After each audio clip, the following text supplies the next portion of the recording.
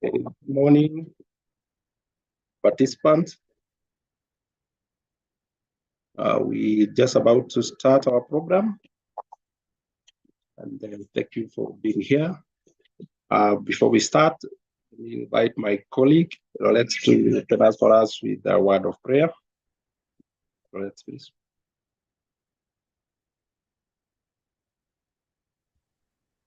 Good morning. Let's believe and pray.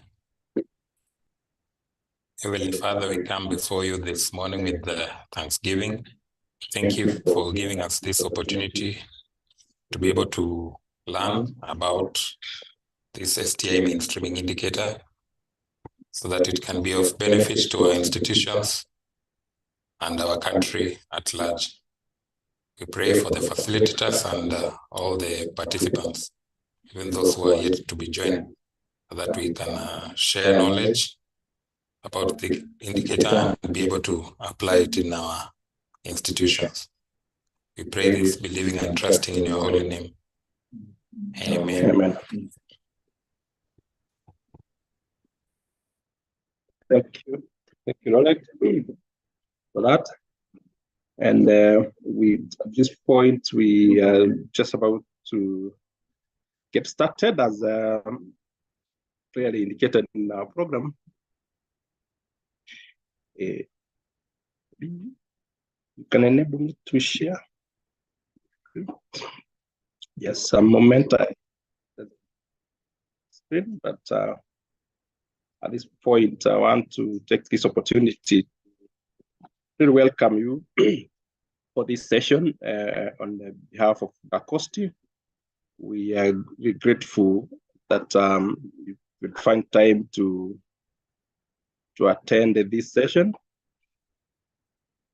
We welcome you where we are supposed to be. This is a clear commitment from yourselves for finding time to be here. For obvious reason that we are agreeing this is an important agenda for the country we are discussing. Thank you so much. Again, this is a commitment from Dacosti to work with you, and we are happy that this is the second quarter sensitization, as we had committed to do this, so that we are able to make things simpler and cast them into perspective.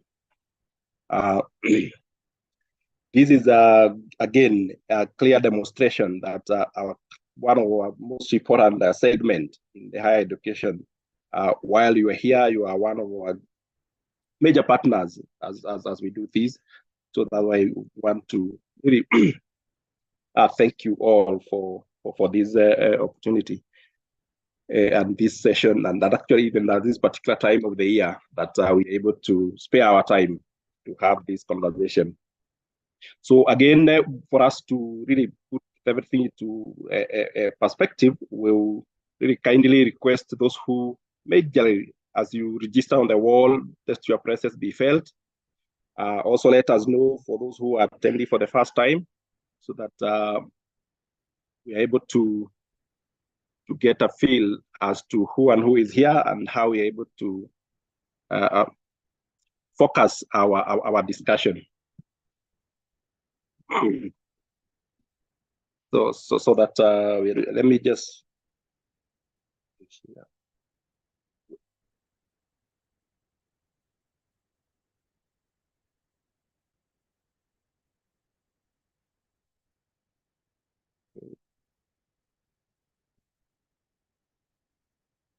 Great. So, having said that, I feel welcome again, and for this, let me take these few minutes just to put things in perspective. What we really want to discuss this morning in terms of our objectives, why we are here, is very clear.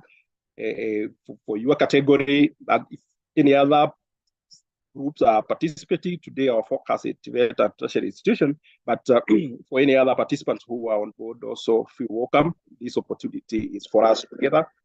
This is our agenda as a country, and we work together again. So what we want to discuss in a few minutes is just to remind ourselves for this performance contract, this 2023-2024, the guidelines has these three major issues that we committed to do as MDAs across. And this is what will form the objectives as well. We are here because one, we are supposed to have developed, or we are developing our STI strategy, institutional strategy that is. We are supposed to have developed annual work plan, or we are developing them. And then the issues of quarterly reporting. So these sub-indicators, or the main goal for this 20th cycle, is what has brought us here, so that we are able to agree. Having this commitment, what do we need to do? So now it's our duty and responsibility to help you, to make it easy for you to implement the indicator. And what we have this morning, we have agreed. And remember, for those who participated in last financial year stakeholders forum, one of the commitment that or the requirement, or what you demanded, is from NACOST to have a more effective and efficient reporting tool. We have an opportunity this morning to just be taken through the online portal that you'll be reporting from the second quarter. Again, that will be very important for you. Again, but for those who are coming for the first time, you're still welcome. We'll be able to break it down, this indicator, in terms of requirements and what you need to do for implementation. Because again, as I always say, it is our duty and responsibility to make it easy for you. The challenges, we have been this journey for the last 3 years. If there are issues, this is an opportunity again that we can interact virtually, and we're able to air the concern, the issues, and the like. So again, we are providing an opportunity for us to have a discussion, because if we keep talking, we should be able to assist each other. Again, the institutional strategy development is a very important aspect of this sensitization. So we'll have just a few discussion around that. And again, finally, we also need always to take stock in terms of our STI ecosystem. What are the trends? What are the issues? And where are we headed as a country, as a region, and globally? Because we all need always to be aware. So we'll have that high-level overview of the ecosystem and the trends. So this basically are just few points in terms of objectives, what we want to cover in this half a day. And we believe that this is an opportunity for you, again, to make some progress for those who are coming on board for the first time, for those who have been. This journey is our forum. Feel free to participate, feel free to hear, and feel free to contact us as we go along. The chats are open, and the question and answer sections are open. Keep posting your concern and the issues. So I thought I should say that as a welcome mark, and also putting that thing into perspective. So we will go into the first session for today. I just have highlighted, we will slightly alter the program from what we had. And at this point, I would have an opportunity to invite my colleague, Javan Mwiti, to help us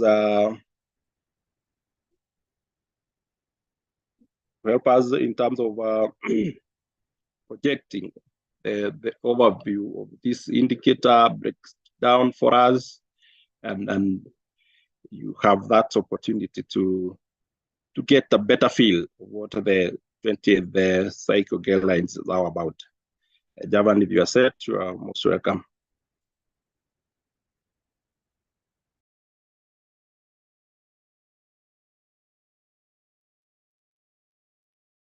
Thank you, Dr. Gike. Just a minute. Just a minute.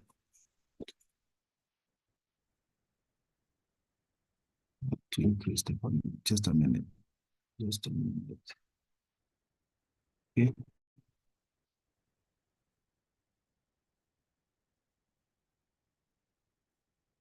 Thank you. Thank you. I believe you can be able to see my presentation clearly. And thank you so much, Dr. Gigi. Participants, good morning once again. It is great to meet you and have this opportunity to look at this indicator, the STI mainstreaming indicator for 2023-2024 as specified by 20th cycle performance contract. I know we amongst ourselves we have new MD, we have new institutions that have joined us for the first time and probably didn't participate in the first sensitization that we had for the first quarter or the scheduled sensitization that NACOST does. But no problem as we move through the journey through this presentation and others that will be brought on board, you'll be able to understand exactly what is the rules. Just a background information of this indicator. The indicator was boarded in 18 cycle, that is 2021-2022 financial year, the 18 cycle performance contracting guidelines, just to strengthen what we used to have in terms of R&D, research and development. Remember before we used to have R&D, the allocation of 2% to support research and development. But basically, there was that need to broaden the indicator so that we are able to capture the bigger aspirations as specified by STI Act of 2013, revised in 2014. Basically, with that STI, with the Act itself in place, and bearing in mind that there was need to harmonize MTP2 by then, which basically MTP2, most of us who are very conversant with MTP2, you realize it basically captured some aspect of R&D, research and development. But with the development of MTP3, which replaced MTP2, then of course there was that need. There was the need first to actualize Vision 2030 on 5-year basis. And at the same time, there was that need to ensure the Big Four agenda, as it was stated then, to those who are the vehicles. The MTP3 became a vehicle for that. And indeed, there was need also to relook at research, science, technology, and innovation, because as I said earlier, it is one of the key enabler in all these government development agenda. So in this, NACOST came on board as the specialized agency, and the main role is, of course, to ensure that they develop the indicator as they have done, and the indicator is developed. And I know you have already negotiated your PC, you have already negotiated this indicator, it's already within your core mandate. To receive, analyze, and provide feedback, they'll do that. We're in second quarter, so we expect NACOST once you submit latest by 15th of January next year, then you'll be able to get your feedback. Technical support, to provide technical support as they are doing now. And of course, ultimately, to not only the technical support can be direct as we are doing, you can also request directly as an institution to NACOST in case you find this capacity building as sensitization is not meeting your intended scope or adequacy for that matter. And then and of course, NACOST to be able to respond and be assistant. They will also do the evaluation at the end of it all. As you implement the 4 quarters, you'll have the opportunity now to be evaluated and get a score. Why science, technology, innovation? Basically, it is very simple. One, we have Vision 2030 that we are contributing to as a country. We have an aspiration as a country to attain certain aspirations.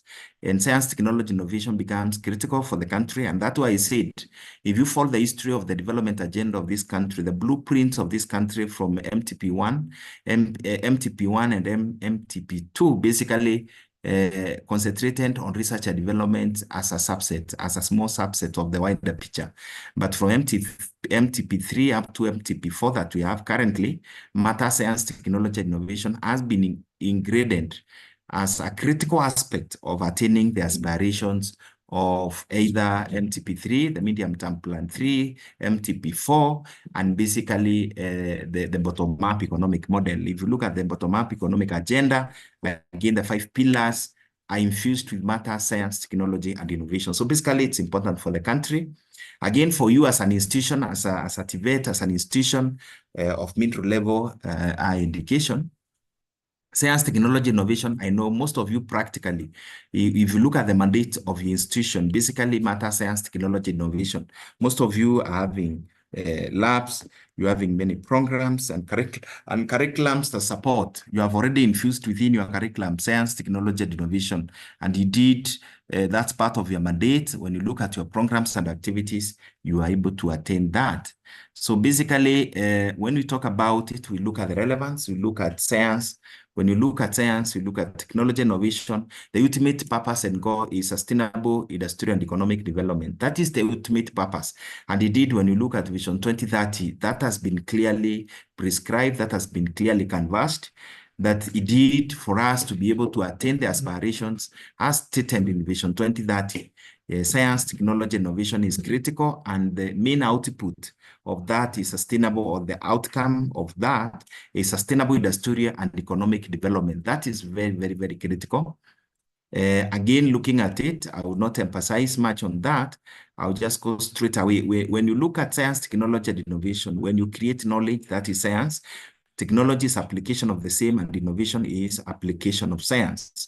Innovation is application of technology. So basically, that is the direction, that is the ultimate picture. Looking at it again, inclusion. When you look at your mandate, when you look at your PCS negotiated through the State Department, through the Ministry of Higher Education, you realize that this indicator is catered for within your mandate, so that as you set resources to attain your mandate, then you are able to ensure that that is attained. Again, as I said, RSTI, Research, Science, Technology, Innovation, is an enabler. Number 2, specifically under Vision 2030, it's clearly canvassed both in Kenya Kwanza bottom-up transformative agenda, and of course in MTP4. The MTP4, basically, when you look at it, the main environment, the main enabler and environment in which MTP4 is supposed to be actualized ideally is under research, science, technology, and innovation. So fundamentally, it's for economic and social development.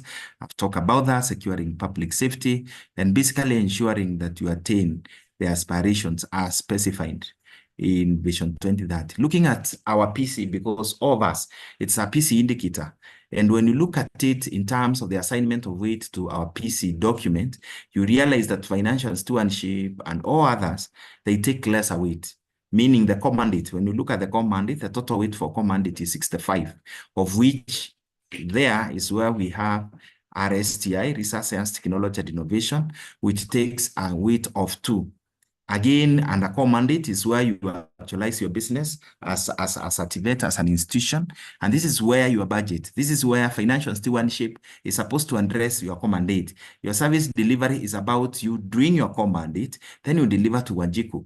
Implementation of presidential directive, affirmative action, and cross-cutting indicators all are supposed to operate in a manner that they're supposed to help you actualize your mandate. So basically, you can see the bigger picture here and how it is very, very important. Looking at it again, or if you look at a matrix for non-commercial or even commercial, the divergence is a bit minimal. But again, it's under mandate, whereby you're looking at a mandate is where we have science, technology, innovation. Remember here, you're looking at the sector plan of your respective ministry. You are looking at Vision 2030. You are basically looking at the various aspects that are supposed to be considered when you are setting your target. And again, I've given an example here. If you look at the weight is 2%, and that is very critical. If you come to 2023-2024 PC, one of the key requirements is to have focal person and champions as we have today. So basically, it's a requirement. Remember, in previous, it is not scored directly, but I did for you to be able to implement the indicator. Then this is the first step towards the same direction. And I'm happy today we are having conversation with both focal person and champions. What is the role of the focal person? The focal person is appointed, of course, by top management to be in charge of this indicator, basically. And he is overall in terms of coordination. He provides necessary support for the various levels. He plans and ensures sensitization like the ones we are doing today. And he coordinates the development of STI strategy. So it is the role of the focal person to ensure that STI strategy is developed. Here, you can always request in a cost. You can organize and then request in a cost to support you in case you have not developed the strategy, to help you in development of the strategy. But the template is provided in the website. You can be able to find that. establish and ensure monitoring and evaluation to promote STI business, and ensure both quarterly and annual PC are submitted. The focal person, ideally, once you are appointed, you are the chair of the STI mainstreaming committee for your institution. So we expect you and the champions. The champions will be members, you'll be the chair. The focal person is the chair, and you are requested to form that committee for effective implementation of the indicator, where the focal person is the chair of that committee. So the appointment should be one letter. The next is the person for consideration for this position ideally is someone who is conversant either in matters research, science, technology, innovation, and probably either in top or mid level. But ideally, the most important thing is conversant with the indicator. Champion is the next appointment that we are supposed to have. And the number of champions depends with your institution. They could be 1, 2, 3, 4, 5, 10, 11, 12, depending with the size of the institution. Of critical is to ensure all the key departments, all the departments are represented, and there's someone appointed as a champion. So when we have the focal person and champions, then we have we shall have science, technology, and innovation, mainstreaming committee for your institution. That committee will be called STI committee. The focal person will be the chair, and the champions will be the members. So champions ensure day-to-day implementation. They ensure that there is implementation at their respective area. They facilitate in cascading the STI, preparation and forwarding of quarterly report, providing timely information on STI. So basically they support and they manage their area. If they represent finance department, you manage that area. If you represent whichever area, that is your point of ensuring that is done. What is the requirement of someone to be there? Just we need someone who can be able to champion, transform, and lobby others. That is the most. Someone with commitment. I know you're already doing other change management programs and you always have champions. These are people who are able to change others. These are people who are able to help others be able to participate and be part of the process. It is very, very important. What is the scope? Who is supposed to implement this indicator? It is very simple. The indicator is supposed to everyone who is contributing to Vision 2030, because we said it's an enabler for Vision 2030. Then basically we expect everyone. But on top of that, we have research institutions, we have universities, we have technical vocational education and training, TVETS and tertiary institutions and all that. But of very important is your role in Vision 2030. As long as you're contributing to Vision 2030, and as we said, it's a main enabler under it, then you have a big role to play. And I'm happy all of you are in the right place. You are within the scope. When we started the indicator, basically from 18th cycle performance contracting guidelines, this is what we used to have then. We were to develop STI strategy and implement a strategy and many other things. But there is a change in 20th cycle guidelines. And the change is basically, depending with your institution, you first have to appoint a focal person and champions and ensure either they are reappointed or appointed, but they are trained. So you ensure they are appointed, the focal person and champions, and the training is like the one we are carrying today. If you find this training is not sufficient, you can always request from your institution to NACOST to help you in terms of more sensitization and capacity building.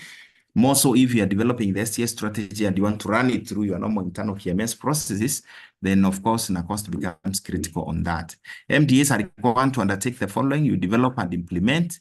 You're either developing or implementing. So if you have not developed STI strategy, you do that. If you have developed, you implement. Then you implement the work plan in whichever situation, whether you have the STI strategy or you are developing, you must develop a work plan. And I know most of you have done it. And that work plan, of course, you're supposed to follow it in terms of implementing what you committed and submission of quarterly report. In terms of, in summary, we have to summarize what we call STI mainstreaming from an organizational perspective. Basically, we look at the entire planning, and I know most of you are in planning department, and you understand that planning is not a one-off process. It is bound to the requirement of input-output relationship, whereby you start with corporate planning. Basically, corporate planning is borrowing from the implementation matrix of your strategic plan. You develop your PC from there. The PC already guidelines are there to infuse science, technology, and innovation. You implement that, you report it, and you ensure that you get back, you bring that feedback back again to yourself, then you are able to use that for continued improvement, not continuous, continued improvement continue improvement so that you're able to attain the aspirations. Until the scores are issued, basically that is what we refer to as STI mainstreaming. That ability to harmonize it, to infuse it within your internal processes, internal planning processes that are supposed to give you the intended outcomes. In terms of monitoring and evaluation, you're supposed to submit quarterly report to NACOST, and there will be a presentation specifically on that. I remember most of you have been in this process. You requested that the process is simplified, and that indeed has been done. It's very easy now to report. It is an automated process that is easy for all of us to be able to report as it is prescribed by 20th cycle guidelines. Reporting, of course, we must observe that, because if you don't report as per the guidelines, then you'll be penalized, and the guidelines are very clear. So please report like your second quarter by 15th of January. You report 15th day after the end of the quarter. And of course, that is days after the end of the financial year. So that is very, very important. All the documents for you to be able to comply with this indicator, NACOST has gone out of its way to ensure that all the information you need, they already uploaded in the website. Visit the website, you'll be able to get all the information that you need for you to be able to comply effectively and efficiently with this indicator. Some of the challenges, and I think it's important out of experience, we discuss them so that you have a smooth implementation. We will always have low budgetary allocation. And our way out of that is that don't always look at the expenditure. Like you now, you have labs. I know you are buying equipment. You have budget that are towards your labs. And remember, your labs are part of STI, Science, Technology, Innovation scope. So any expenditure that goes to buying of equipment, buying of those materials in relation to the area of your science, technology, innovation, the budget for meetings related to science, technology, innovation, like when your committee meets, your STI committee meets, all that budget. So always liaise with finance to be able to get the actual expenditure, and you realize indeed you have a lot of it. You realize you have spent so much, and sometimes it's only that we don't document. Again, this is the main budget, is the main thing. But as we said, sometimes we may have allocated, but when it comes to account for that allocation, we never go beyond. We must look at all the activities that we are spending in the area of science, technology, and innovation. So basically, some of the quick gains, as I've said, I've talked about formation of STI mainstreaming committee. These are very important committees at your level. NACOST has that committee, even at your level. The focal person is the chair, the members and champions. And indeed, when you go this direction, you are able to ensure effective and efficient implementation. It will be easier because you'll be getting reports from all the teams that are concerned from respective department. Ensure continuous capacity building, either from NACOST, we build your capacity today, go and do the same for your institution, and that helps in deepening matter science, technology, and innovation. Ensure effective response and feedback. When you get feedback from NACOST, when you get feedback internally, work on it, use it to improve. All the reports from the guidelines, I mean, all the requirements of the guidelines, the gaps that probably you get internally or externally, comply with the 20th cycle guidelines. All that helps you to attain the intended purpose. Out of this, I just want to say simplified reporting process has been undertaken by NACOST intentionally to infuse efficiency and effectiveness. So basically, when this be keen, my colleague will be doing reporting, please be keen on it to be able to know, and because you brought it out, you have brought it out as a feedback that you needed an easy, a friendly reporting process, and that was taken in consideration. Now, I'm sure you really enjoy, you'll be able to enjoy the new reporting. This is the last data on how you have participated over time. As you see, as we said again, this indicator, the scope of the indicator in terms of who should be there is specifically for everyone contributing to Vision 2030. Who is an enabler? And you now, being TVET tertiary institutions, I know you're in middle of this, being part of the higher education, contributing to higher education in this country. I know you understand it, but basically there have been a lot of improvement in terms of who has been engaged, and we are very happy. We hope that we'll be able to continuously engage. The purpose is to help you have a smooth implementation process. Please, let's do that. Be part of the process. And in case you have any issues, always raise it with us and be able to help you. If you are developing your STI strategy and you want assistance, please liaise with NACOST. You'll be able to be assisted. Otherwise, ladies and gentlemen, I want to add my presentation there. I wish that in case you have any question or clarification, for now, please put it through the chat. We will have a plenary where we'll be able to engage you. There is also question and answer session. You can always raise those issues. We'll react to them directly. And at the same time, we will be able, once we get the opportunity to raise it up, you raise it. But I encourage you to raise those issues through chat, question and answers, and we shall be able to respond to you. Thank you so much. God bless you. And let's continue engaging. Back to you, Chair. Thank you.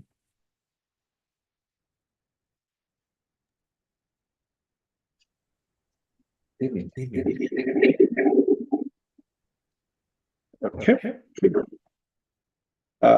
Thank you so much, Javan, for that. And thank you for being precise on that for our session. I think at this point, as we are encouraging you to continue registering your comments and questions, I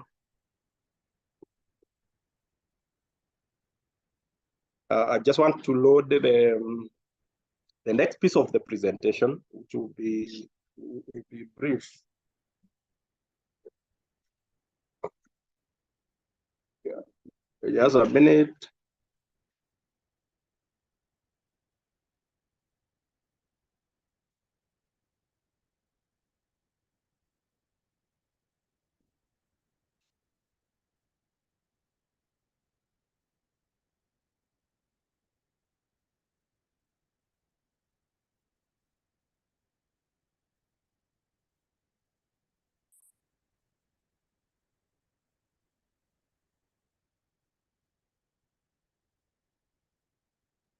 Many minutes.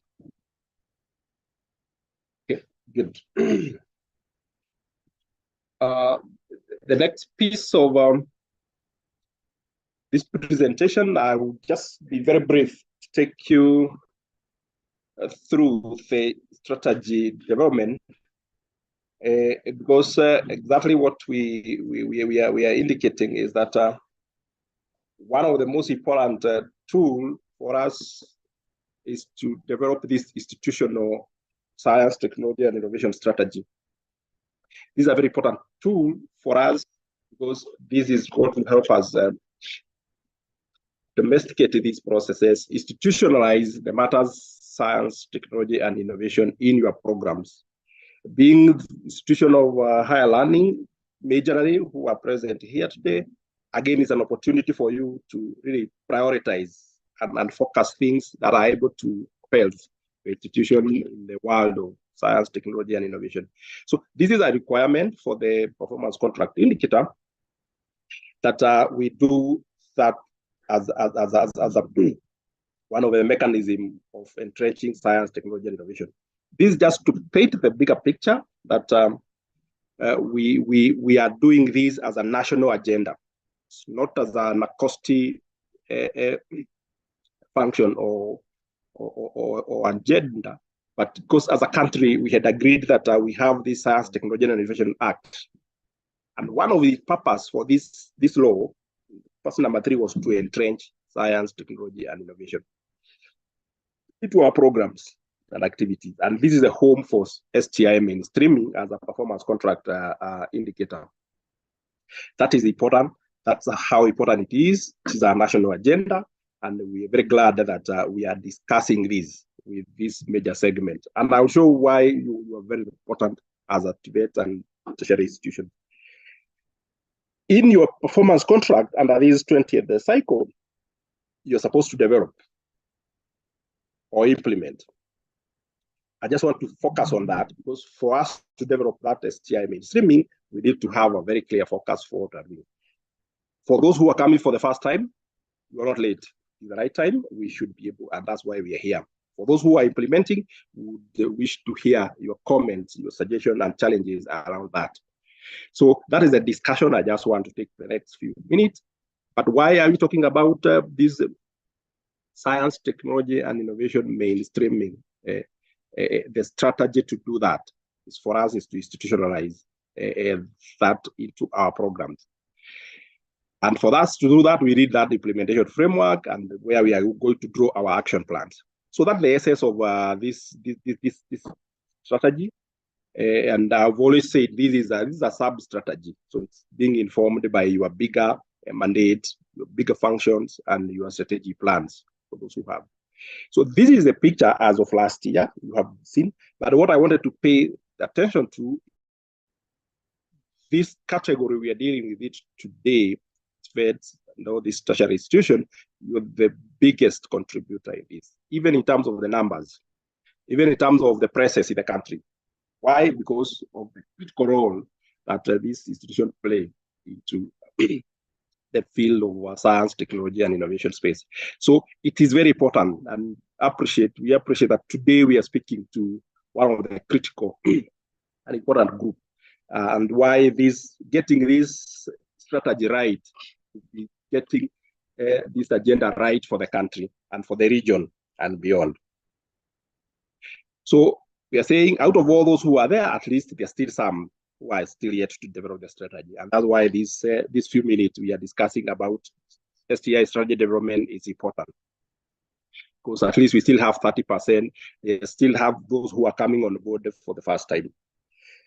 So I will just paint a picture for those who are seeing it for the first time, that as NACOSTI, we are guiding the country of providing that STI strategy template, so that whatever you are doing, it's casted along that, it's guided, and should be able to be easy for you. So just a simple document that we have developed. The template is in our website. For those who are yet to develop, you easily access it. NACOSTI team is always available at your request. We will always be there to work with you, to assist you and provide that technical backstopping as you develop this. So it's a 5-chapter document, and chapter 1 of this document is just providing institutional background, just the information that you have in your documentation in terms of history, legal framework, mandate, and functions, and any other STI-related issues. You are all having these STEM courses that are in your institution. So this is your backbone. Chapter 2 of this template that we have provided you to do the institutional STI strategy. Chapter 2, we are giving you an opportunity to look at yourself internally and analyze your weaknesses, your strengths, your opportunities that are there, and the threat, using the SWOT analysis, so that you are able to see as TVET A, B, or C, what are your opportunities that you can deploy STI? What are the opportunities you can deploy STI to address your threats, your challenges, and your weaknesses? So chapter 2 just casts the picture to, you're not doing the document in a vacuum. You're being guided by your own realistic issues. Chapter 3 is a strategic orientation of this document. And again, what we are saying, you need to be guided by your bigger vision, mission, and the core values. But you'll have to craft the objectives. What will be your objectives? As STI mainstreaming committees in your institution, you need to craft the objectives that you need to propose to your institution to address the matters STI.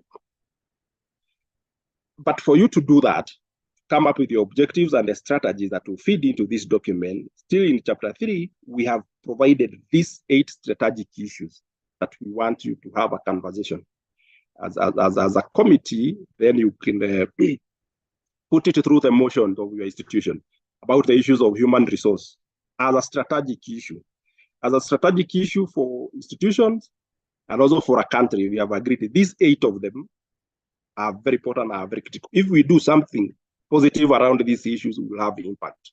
Human resource development, issues to do with infrastructure for STI and digital readiness. Again, a very important aspect that things are rapidly changing around that space. So what are you doing as a committee? You need to propose strategies there.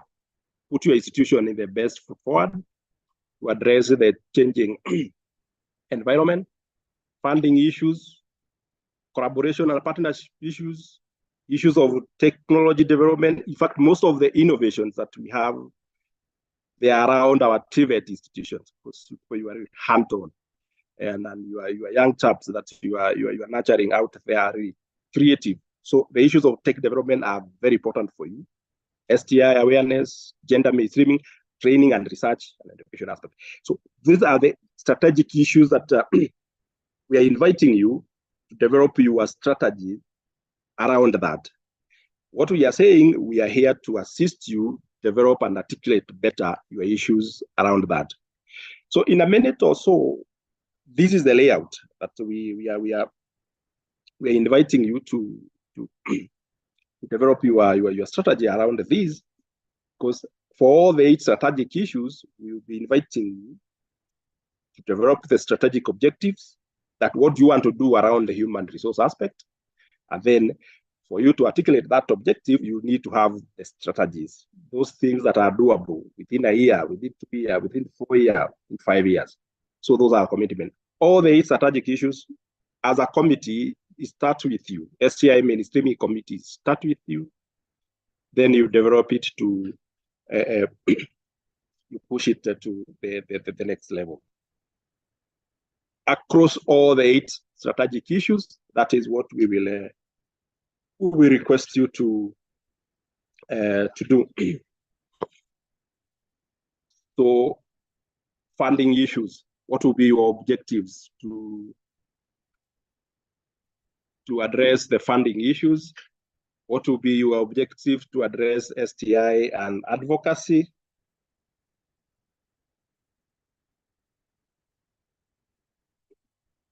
What will be your issues to do with how do we enhance the awareness, just like what we are doing here? We are creating the awareness.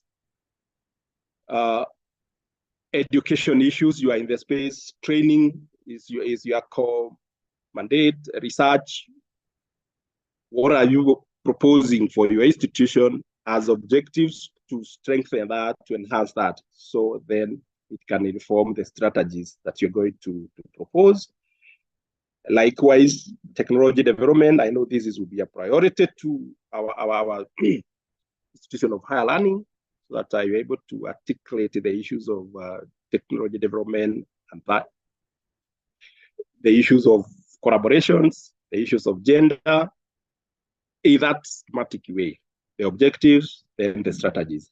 Chapter 4 of this document, just like you have in your strategic plans, Chapter 4 is just the implementation matrix. That against each strategy that you will have crafted, you are expected to list your expected result, performance indicator, and the means of verification. Again, that is just a simple chapter that will help you just put into perspective your strategies that you have already committed. As an example, whatever is in there, don't bother, because this is just an example. Here, you only expected to list your expected result, performance indicators. What will help you to measure? Because you need to measure, and all this, what can be done can always be measured. And then how would you verify? So that, because the last chapter speaks about monitoring and evaluation, what will be your mechanism to measure your performance, to measure your input. This is the internal mechanism, so you don't reinvent the wheel. We are inviting you just to customize what is in your documented procedures. How do you really monitor your strategy plan? Same procedure. How do you review your strategy plan? Same procedure can be adopted for this. So chapter 5 is just for you to really measure and be accountable. Because as STI mainstreaming committee, you will be in charge of this process for your internal mechanism and reporting. Thank you so much. So that will be just a snapshot of what we are sharing, or what we are promising the country. If we adopt that 5-chapter template, using that, we'll be able to have a document that can guide and inform your STI strategies in your institution. So thank you so much for listening. And I know it is brief, but it was just to paint that picture so that we're able to have a conversation around that, raise your queries and your comments if around that. As of that point, we would request you keep chatting, keep your ideas so that we can go to the next presentation that will help us put the perspective in terms of reporting. Because having done all this, the next phase is reporting. And the reporting is, we need to have that online too. Okay, my colleague Cyrus will take us through. So Cyrus, if you said, I wish to invite you at this point to take the floor. Thank you.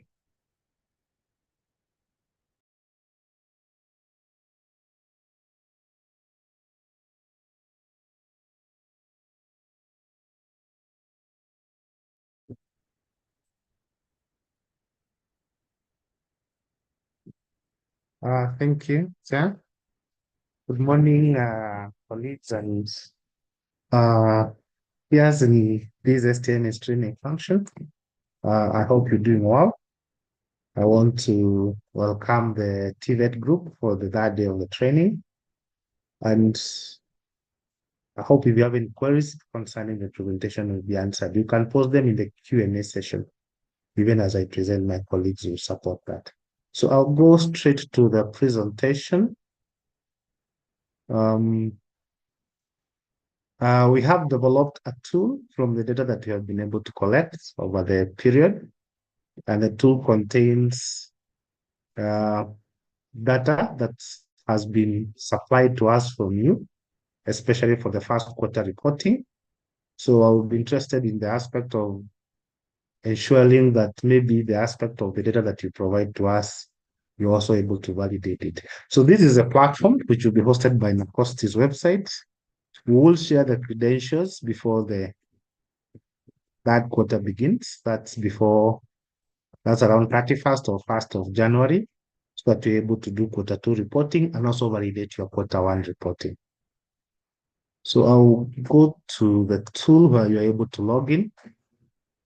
It's going to request for a user ID. So allow me to just take a sample.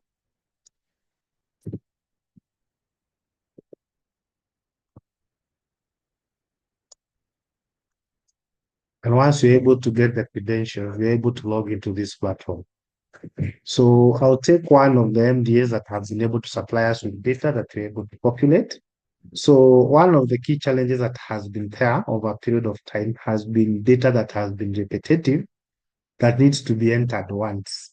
So that data has been set up in what you're calling the MDA profile. So that's the name of the institution, category.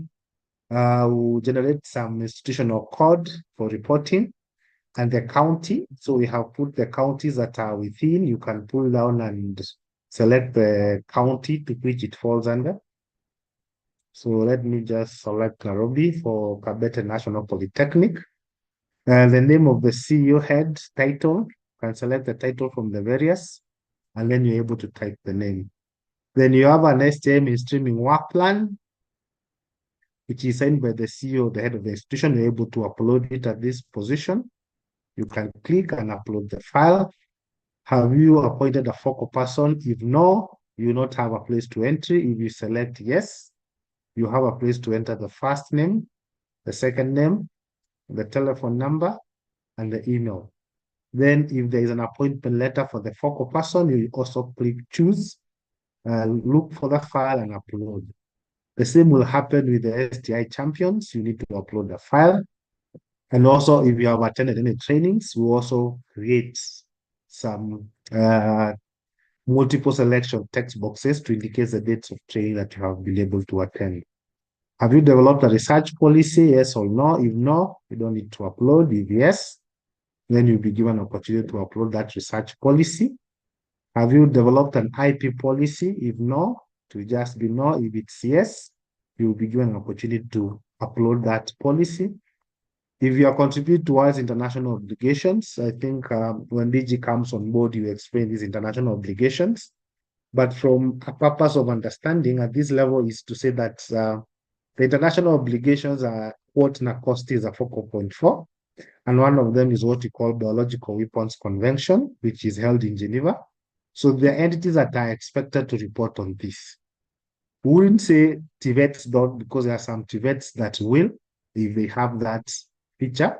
So you just select yes, and within the reporting process, you will come across where you are supposed to report about this.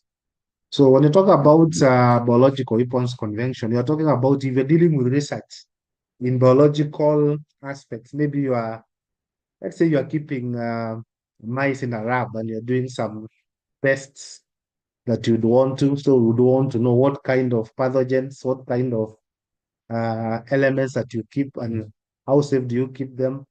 There are conditions to which those labs are supposed to be subjected to and the conditions to which all that is done. So we'll come to those and what mitigations measures are put in place. So once you're able to do the MDA profile, you can click update.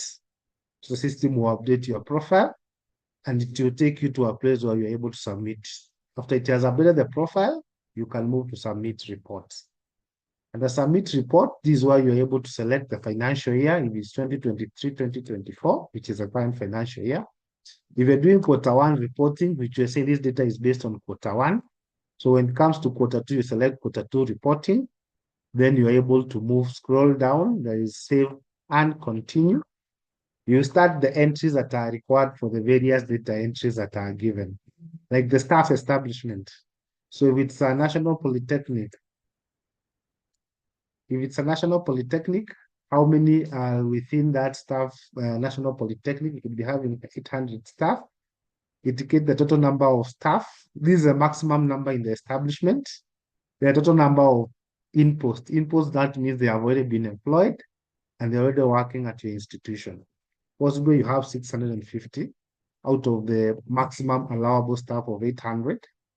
Total number of in-post staff offering technical, that's the institutional core mandate. So if technical institutes are involved in technical training and the staff that are involved in technical training are within 500 of the 650, then you're able to indicate that. If you have expatriates or what you're calling in-post staff who are non-Kenyans, if you have an exchange program, maybe with Germany, maybe with Zambia, South Africa, Egypt, depending on the staff that you get, if you have 2 staff who have already visited who are non-Kenyans, you can tell us about that. If they are none, just write 0. Indicate the number of staff who are offering technical. So also the same case, you can also tell us if you have 2, are those 2 offering technical services for that. If you have none, then you can indicate 0. Then you can be able to, allow me to just refresh, to have the designation of staff who are currently occupying the current posts. So there is a title, number of establishment, and current post that are there. So you can add, click add, it will give you a position. Maybe you can add the position of principal. Sorry. So establishment says there should only be 1 principal. Currently, there is only 1 principal. There is only 1, then you can click save. Then the records will be added as that. So those who are joining the indicator for the first time and you're not supplier us with data for first quarter, you can be able to continue adding that. So you can add, if you have deputy principal,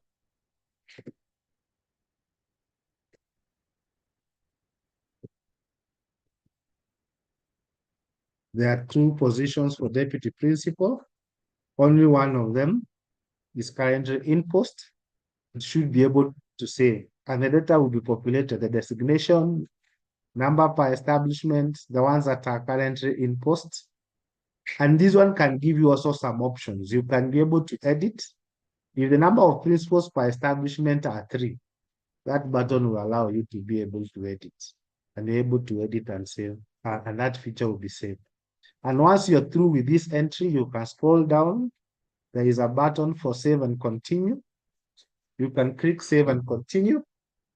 And you go to step 3, which is a human resource. And the human resource, you're able to add staff based on the table that you have been provided. So you can select based on the 5 key areas that were given. As per the Excel sheet, you have agriculture, engineering, humanities, medical, and natural sciences. You can select the qualifications, bachelor, certificate, higher diploma, master's. So you can say maybe there is a higher diploma. Select male or female, gender, age bracket. Those who have an age more than 50 with these qualifications, they are 5. Those who are under this qualification, this field of study, and they are male, they could be 3. Then you're able to save. And the data will also populate as you continue. So once you're able to continue adding your entries into this, you can click save and continue. It will take you to step 4.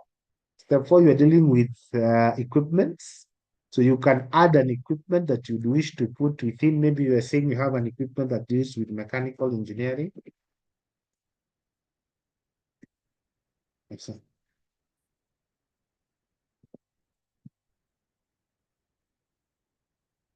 Maybe the equipment is a mechanical balancer.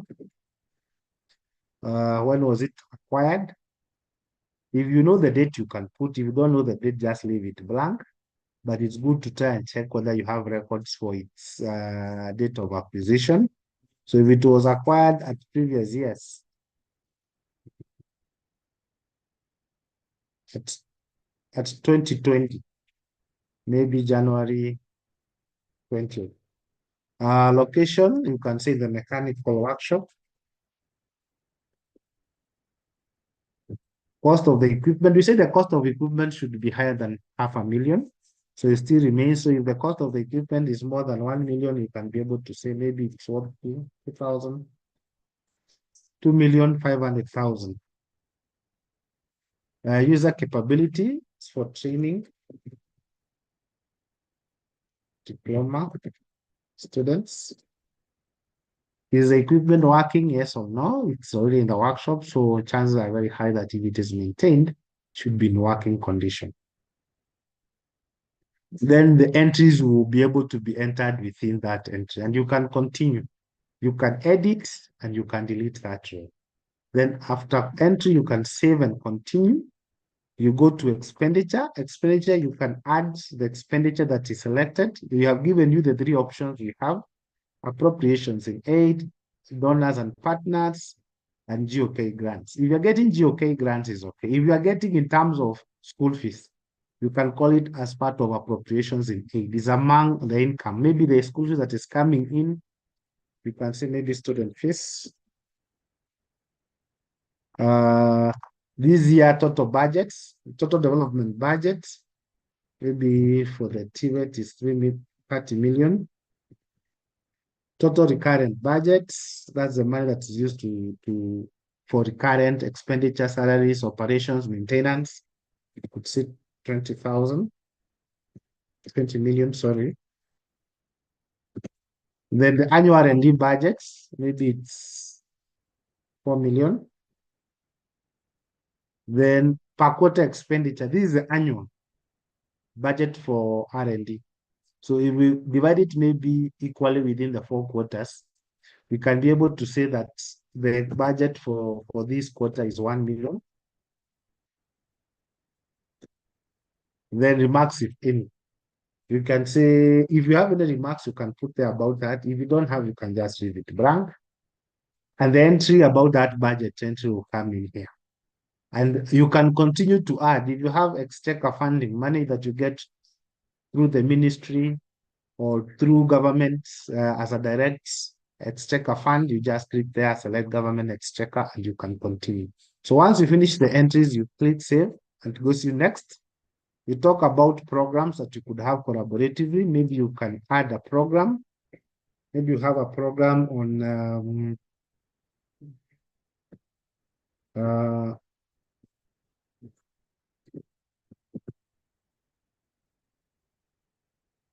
garments,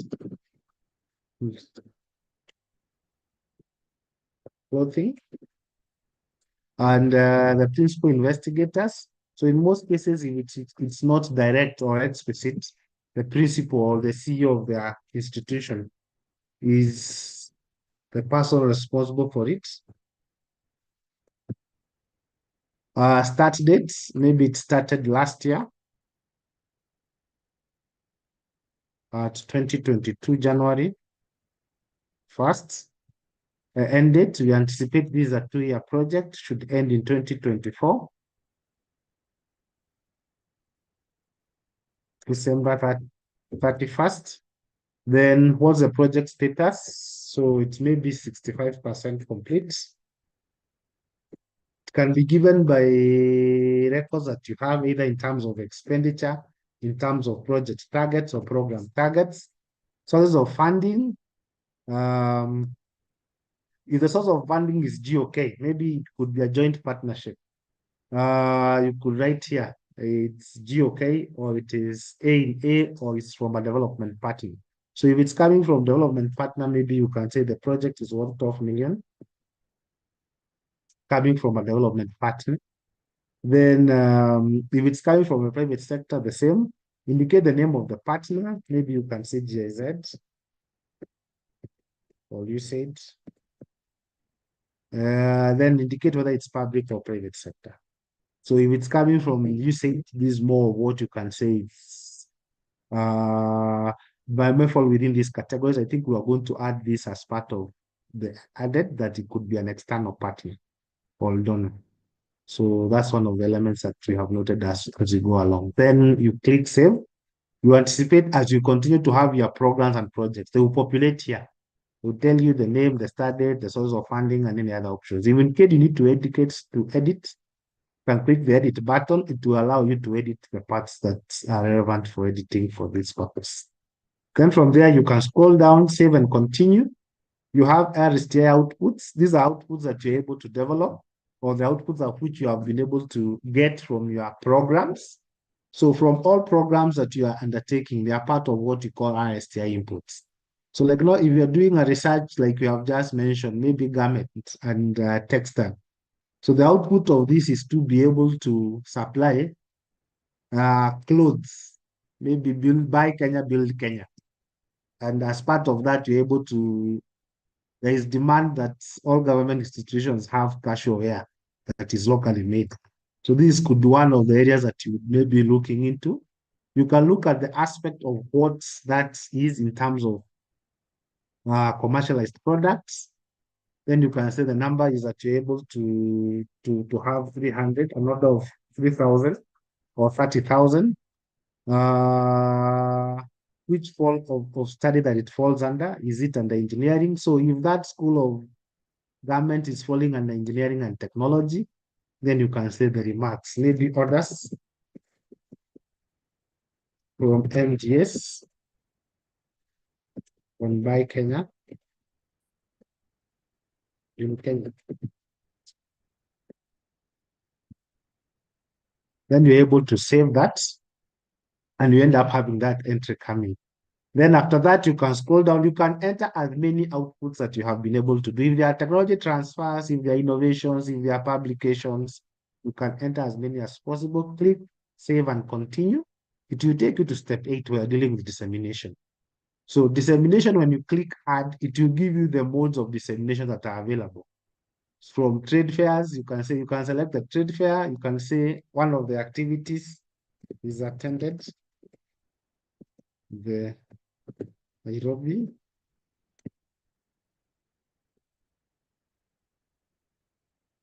International Show or International Trade Fair. If you so wish, maybe what kind of dissemination were you able to do? Maybe you were able to disseminate, maybe brochures. Sorry, you're supposed to add the numbers, and then you can make a remark. The remark, you can say these are brochures or new training programs.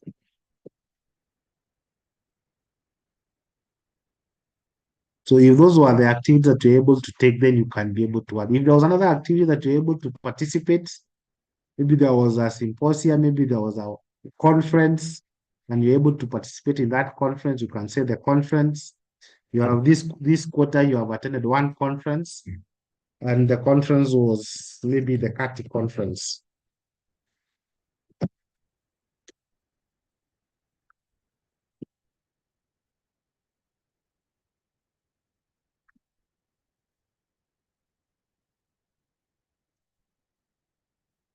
Then you're able to save. So as you save, your entries will be populated within that table, and there will be your quarterly reporting for that. Then after that, you can scroll down, save, continue. You go to international obligations. I had mentioned about international obligations. We say this one is information on containment facilities, laboratories, microorganisms, pathogens, toxins, and invasive specimens.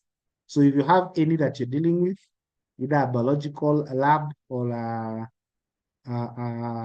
anything that deals with the biological elements, you can add scope of general descriptions, what kind of microorganisms or toxins you deal with, and measures that you have done to mitigate. Do you put them in a safe, refrigerated facility? All that is going to go with that. So if you are dealing with this is a area that you're able to put that data. You can save and continue. If you're not dealing with it, you just save and continue. So this is a point where you are supposed to upload your CEO's letter.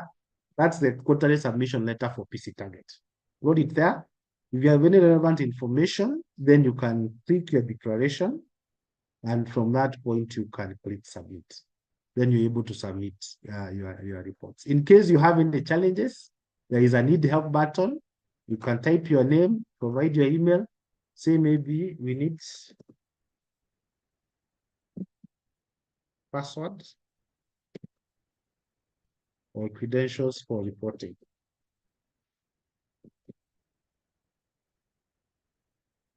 We will be able to receive that message.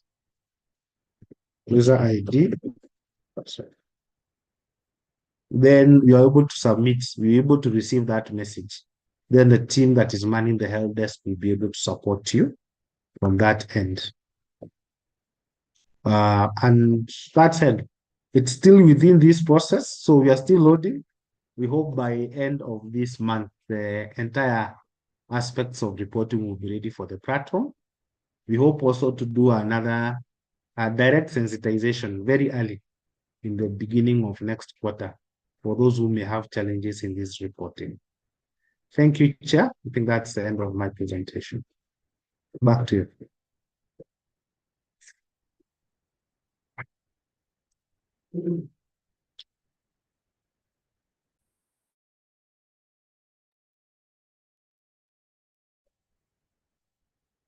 Okay.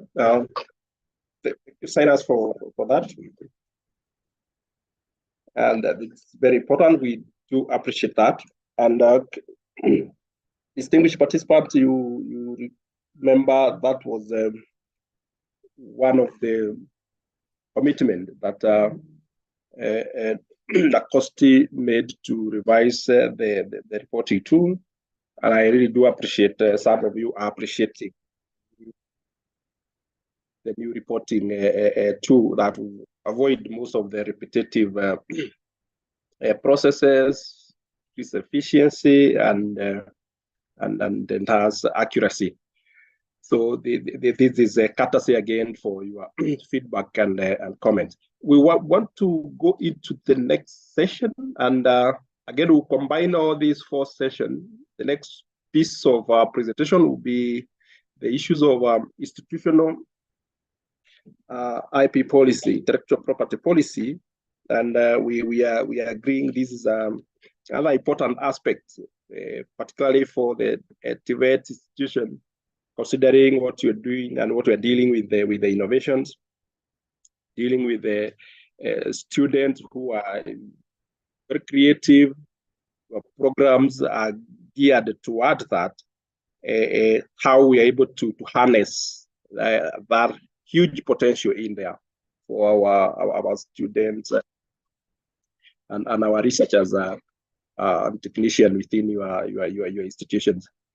So as my colleague Godfrey Karerwa will take up that, and is Godfrey online?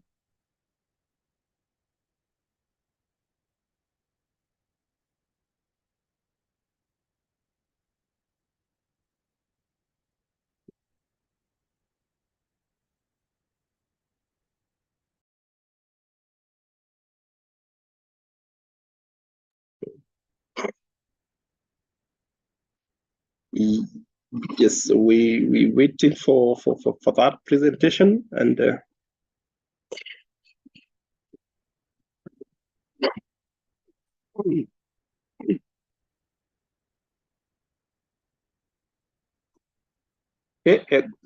Godfrey, you're online.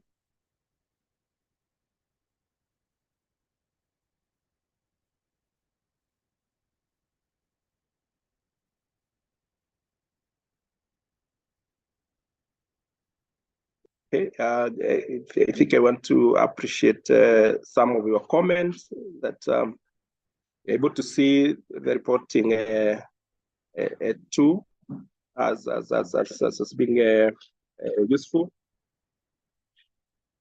Just in a minute, we'll have the last part of the presentation before we earn our health break regarding the institutional IP policy. But in the meantime, thank you so much for the comments that are coming through. And I'm seeing quite a number of issues regarding the equipment to be included in this reporting. As my colleague Cyrus has just indicated, we know your institution have a huge number and wide range of equipment, but what we are reporting is any research or training equipment that cost 500,000 and above, so that we limit that, so that again we are able to appreciate what is out there. So it's any equipment that costs 500,000 and above. It is institutional equipment that are for research, that are for training, that are in good conditions. So that one of the aspects is how useful it in condition it is. So that's an important aspect for us to do that. I think we will take the next few minutes to listen to that presentation that is on the screen. JP, if you are ready, we really kindly request you to take the floor. Yeah, thank you very much, Dr. Ngigi. Thank you, participants, delegates, for finding time to attend this sensitization. Basically, I'll take you through, as it has been indicated, developing an institutional intellectual property policy.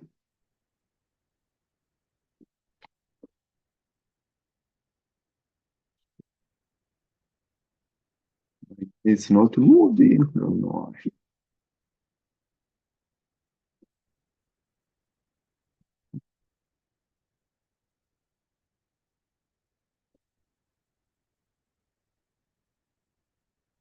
Okay, sorry about that.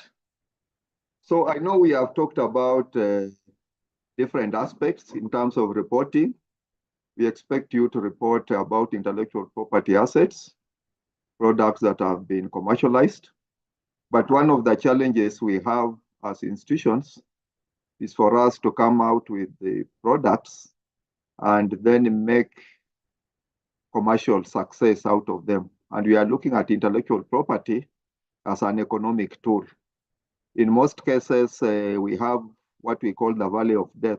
So we do very good research and development. We develop our technologies, but when it comes to commercialization, there's a challenge. Therefore, we are looking at intellectual property as one of the tools that we can use to commercialize our products. Intellectual property is grounded on quite a solid policy and regulatory framework. We have the treaties, we have the conventions, and we have the protocols to which Kenya is a signatory. We also have the Constitution of Kenya, Article 11 and Article 40. The state commits to promote intellectual property for the people of Kenya. We have the Industrial Property Act, which established the Kenya Industrial Property Institute, which is the agency charged with the administration of patents, industrial designs, and trademarks. We also have the Copyright Act, which established the Kenya Copyright Board. Kenya Copyright Board is in charge of administration of copyright and related rights. We have the Science, Technology and Innovation Act that established NACOSTI, and we are responsible for the framework of management of intellectual property within institutions. Thirdly, we have the Protection of Traditional Knowledge and Cultural Expressions Act. It is domiciled under the Department of Culture. And finally, last but not least, we have the Seeds and Plant Varieties Act, which deals with the new varieties. And most of the new breeds of varieties in our horticulture flower industry are actually regulated under this. And this one is administered by KEFIS. So when we talk about intellectual property, we are simply referring to the creations of mind. They may be inventions. It may be artistic work. They may be symbols. They may be designs. And as I've indicated, we already have a policy and regulatory framework. But the whole aspect of intellectual property management is the balancing of the interests of the inventors and innovators and the public interest. That's why when it comes to protection, we have a term limit so that you are able to recover whatever investment that goes into it. And then the state has powers to acquire intellectual property, of course, subject to fair compensation that is of public interest. But at the end of the day, it's a matter of looking at it as a way of promoting creativity and innovation. The most popular among the types of intellectual property is actually the patent. And when we talk about the patent, it is about inventions. This is where inventions come. And for you to have a patent protection, first of all, it must be new, not just in the country, but you're talking about worldwide. You must have an inventive step, which means that whatever that you are presenting is beyond the prior art or the information which is known on the subject matter, but it must also have industrial applicability. Of course, when you get the patent, you exclude others from making, using, or selling the invention, but it's for a period of 20 years from the filing date. And that is why it doesn't make sense for you to get a patent protection and you don't commercialize, because at the end of the day, you should look at it in terms of business, in terms of income, because you would have invested in undertaking your research. And that's why, as part of mainstreaming, institutions are encouraged to put at least 2% of their operational budgets into R&D. Examples of patents, I've just picked a few. Of course, we can search and get many more. The paperclip is among the very early patents. It may look simple, but it was a solution to the challenge of having to make holes in papers or pierce papers, so that how do you put pieces of paper together without damaging their surface. And the paperclip was patented in 1897.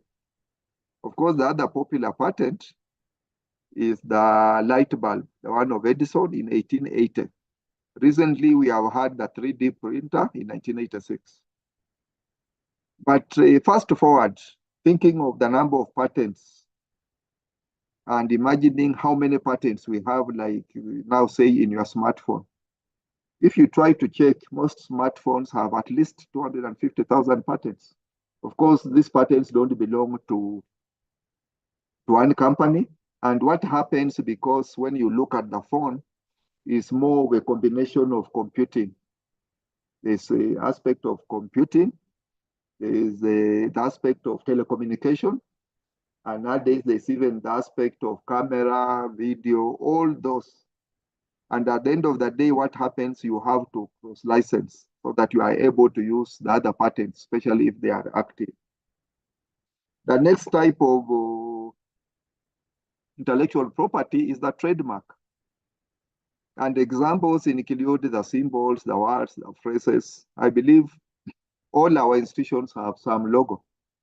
And that one ideally is a trademark. The trademark can be either for the organization or for the service. When it comes to services, we call them service marks. And some of the popular symbols or images we have seen, we have the ones from the media, the ones from the banks. We have the public institutions like NTSA. The NACOST logo is also protected, registered as a trademark. Therefore, I also believe that if you have not registered the logos of your institution, you only need to visit KIPI and then they'll do a search and then you get registered. That is the basic intellectual property. Another type of intellectual property is the copyright. It's about books and being from academic institutions, your publications. If you have advertisements, if you have technical drawings, those ones can be protected under copyright. Another type of industrial property would be the industrial designs. This is more to do with the features.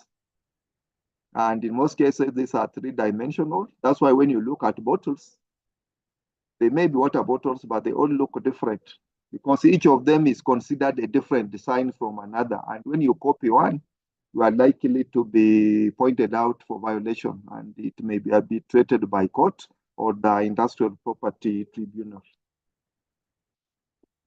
The other type of intellectual property which we have is the geographical indication. And under intellectual property, goods may have specific qualities because of where they come from, the geographical origin. And in this country, we are all aware of the tea from Kericho. When we think about Mwea, we think about the rice, the pishori. When we think about honey, it may be from Makueni or Baringo, the water from Keringet. So these are examples of geographical indications. The other form of intellectual property, which is not very much utilized in this country, is the trade secrets. But for it to be effective, it must be commercially valuable, which means that the information you are keeping as a secret has commercial value, but you also limit the spread of that information. And one of the ways of doing it is to have confidentiality agreements with whoever that has access to this information. So why do we need this institutional intellectual property policy? Of course, complying with the legislation is important, but as an institution, we should have other reasons. You want to facilitate technology transfer, for example. You want to facilitate negotiations because the private sector will not partner with you if you don't have mechanisms of protecting intellectual property. You remember at the very beginning, we mentioned intellectual property is an economic tool, but we also want to provide an environment to foster matters of research, science, and technology development. So when we look at policy development stages, I'm actually now getting into what we expect as the minimum for your institutional intellectual property policy. There's the aspect of formulating the policy. It has to get approved like any other policy. We implement, evaluate, and review. It's important that when you are developing this policy, it is participatory. So you are looking at both internal and external stakeholders, and it must be validated. And once you have the policy, kindly remember to disseminate so that all the staff and your stakeholders are aware. So quickly, I'll just highlight some of the elements or the articles that go into an institutional policy. Of course, you have your mandate, you have your vision, mission, core values, and functions, but you must have a policy statement and the scope. Whom does it cover? Is it just staff? Would it cover students? Would it cover affiliates if students come in as interns? Would it cover your collaborators? Or if you have some visiting scientists? So it must come out very clearly in your policy document. And then you must be very clear on the administration of intellectual property. Are you going to have an office which is in charge? Are you going to have a committee? And what will be the functions of that committee? Ownership, of course, this is where the rubber meets the road. You must be very clear in the policy. What happens when the intellectual property has been created by staff members or by students? And if you are involved in collaborative research technology development project, who owns that? Assume you have course materials, which is really copyright of your institution. Can you use the same material to go and, the way we call it, moonlight in another institution? Or do you require permission from your current institution? So these are the policy matters. The other policy matters you must consider is the aspect of commercialization. Assume you have generated an intellectual property. Are you going to give it to another institution? Or are you going to sell it? Or are you going to have a joint venture? These are policy issues. Or are you going to have a combination? So as you develop your policy, you ensure that all these aspects are actually covered. And when you are involved in research contracts or agreements or technology development agreements, ensure that aspects of intellectual property are incorporated. And if you have a legal office or you consult, if it is a foreign entity, you have to consult up to the AG to get their opinion on whatever contract that you are entering into. Of course, the other issue which will definitely come out, and these are standard articles in any policy document, if you have conflicts of interest, conflicts of commitment, and if you have disputes, how do you resolve them? You should be very clear. You start with the people in charge of intellectual property, but as an institution, how do you resolve your disputes? That should also be included in the policy. Matters of traditional knowledge are important. I mentioned there's the Traditional Knowledge and Cultural Expressions Act 2016. Ensure that you recognize, because you may be working with the communities, maybe you are extracting some biological materials for some treatment. Assume there is ultimately a drug. How will the community benefit? So it is important you go to the other legislation, look at what is in the MCA Act, the Environmental Management Coordination Act, check what is in the Wildlife Act, and then as a standard practice, your policy must have a review and amendment. Are you going to do it every 5 years? Or what is the practice within your institution? So basically, for it to be effective, think long-term, involve your stakeholders, have resources for the HR, or if you are establishing new offices, and then look at your organizational culture, policies, and strategies so that everything is in tandem. And as I finish, maybe it's good to finish with that, being from academic institutions. Copyright is recognized by our judicial system. And there was many years ago, a student was stopped from graduating because they had violated copyright, the original work of another student. Therefore, it can get that serious. Of course, we have also had other cases in terms of logo and in terms of business practices where institutions have violated others' copyright or IP rights. And due to time constraints, allow me to end at this. Thank you very much, the Chair, for allowing me, and the DG Nakosti for this opportunity. Thank you very much. Thank you, Godfrey, for that precise and very important aspect, particularly for our technical institutions we are speaking to this morning. I think, ladies and gentlemen, at this juncture, we seek your indulgence. We take a 15-minute health break. It is exactly 10:30, so that we are able to stretch and respond to a few things. At 10:45, we are seeking we reconvene, and a number of issues that you have proposed for us, you asked questions, comments, and the likes. So 10:45, we convene, we try to make an attempt to have we respond to your issues and any other issues you may wish to raise with the panelists here, so that by 11, you have the Director General comes in and give the, an overview of the RSTI ecosystem. Kindly, let's take a third break and be back at 10:45. Thank you.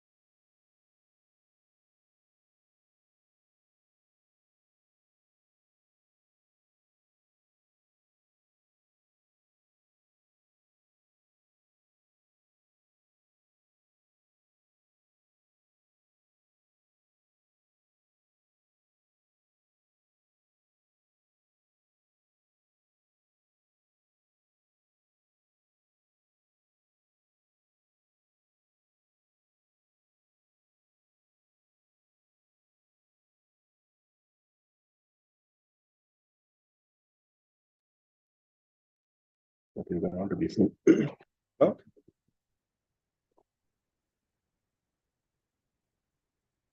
Yes. Welcome to this second session. And in this session, we wanted to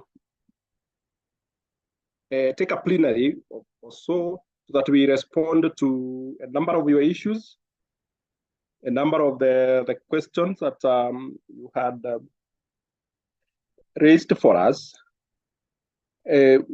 I will make an attempt. There was one very frequent aspect was the equipment and the machine for the institute. Yes, we agreed these are the equipment for training, for research. The only limitation there is the funding, the value, 500,000 and above. I think I've been able to sort that. It was raised by Isabella.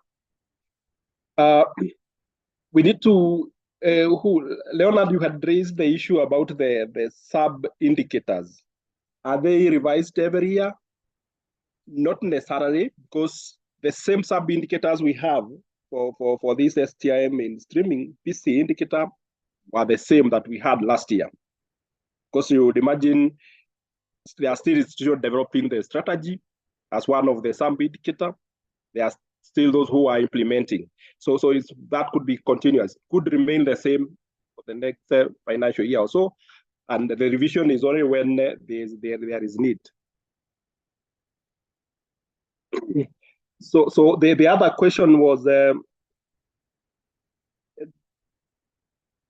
what was there was the issues of from Evelyn. Evelyn had indicated that if there are any no collaborative program, STI program within a quarter, yes, just indicate none. And those who have issues, you could raise your hands as well to be enabled. To be enabled to raise your question and make your comments if you do have that. But for Evelyn aspect is if you don't have any collaborative program within a quarter, it's not a crime. It is okay. Just indicate there is none, and that would be fine. There was an issue from Joshua. Yes, the budget. The budget is already done, 2024, 2023-24 financial year, but now you are doing you are committing for the STI strategy. What you could do for this particular time, if you are developing your strategy now, you estimate all the costs that are going into the trainings, the equipments that are able to help the institution in terms of the research, in terms of the training, even as this kind of forum that we are attending has a cost. If you are training, if you can do a projection that what much that you will spend, not that what you will allocate at this point, you can project. So I think Joshua, that may help you. What we are saying, if your already budget is concluded, what you could do for the STI is estimate, because definitely you are going to spend. You're going to spend the cost on the STI aspect. There was issue of to elaborate about issues of monitoring and evaluation and review of STI strategy from Isabella. I think, Isabella, what we are referring to is that monitoring and evaluation, we are giving you an opportunity to monitor the implementation level of your document. What I said is that you are doing an STI strategy for your institution. And this strategy, we said they are smart because they have to have timelines, they have to be achievable. So what we ask you to do in chapter 5 is for you to put mechanism, put the chapter. In that chapter, you are putting what will you use to measure? Be doing your monitoring quarterly and reporting, all those things. They are referring to the document, not the monitoring your institutional implementation of establishment or program. You are monitoring the levels of implementation of the strategy. And again, what we are encouraging you, if you are able to do your strategy, to run the same period with your strategy plan, the better. If you're able to do for 3 years, the better. So you are reviewing that document to align it, maybe to the changes that will, if and there is need for you to realign your document. And if not, perhaps is to realign it with your strategy plan. So strategy is when need arise, but you could have as documented midterm and end term review. Hope that helps. Okay, and so Joanne had a concern about the reporting credentials. Yes, those one will be shared before the end of the financial year, because the platform will be opened by 1st of January, so that for you to report, you will receive them through your email. And Collins Guerra made a very important recommendation or proposal. Could we be having physical meetings? And I think this is something we are looking forward to. By the sheer numbers that we have for TVETS institution and tertiary institution, that is a very welcome proposal that we'll put in place. We could organize for regional physical meeting so that you'll be able to meet you in your regions or in a centralized areas. That would be okay. And the same, even for what you're saying for all this training, the STI mainstreaming strategy, we do them on request. The institutional IP policy on request, we can do them at your place or at your convenient location, because the strategy, like just what I've said, I've only presented a template.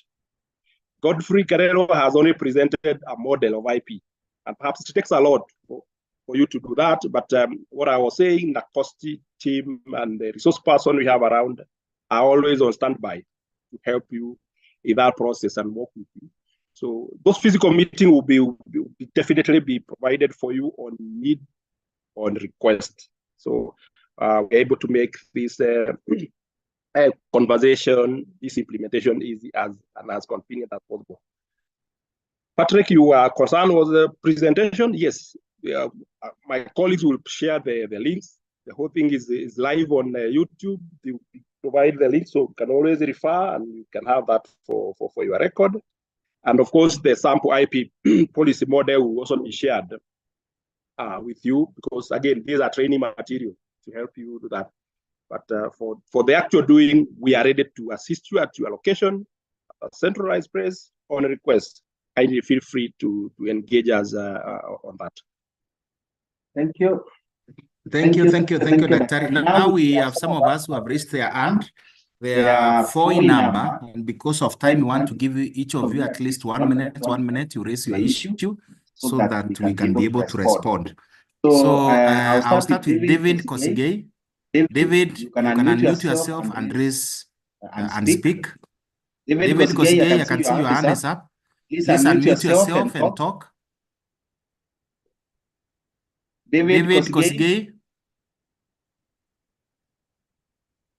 Yeah, okay. Then David is taking some time. We have Benjamin Jage. Benjamin, your hand is up. Benjamin, your hand is up.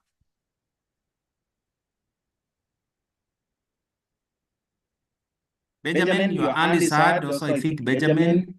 If you can hear me, Benjamin, please, you can raise your issue. Again, I think we're not able to get him. Then the last one is Patrick Muvaka. Patrick Muvaka. Patrick. Yes.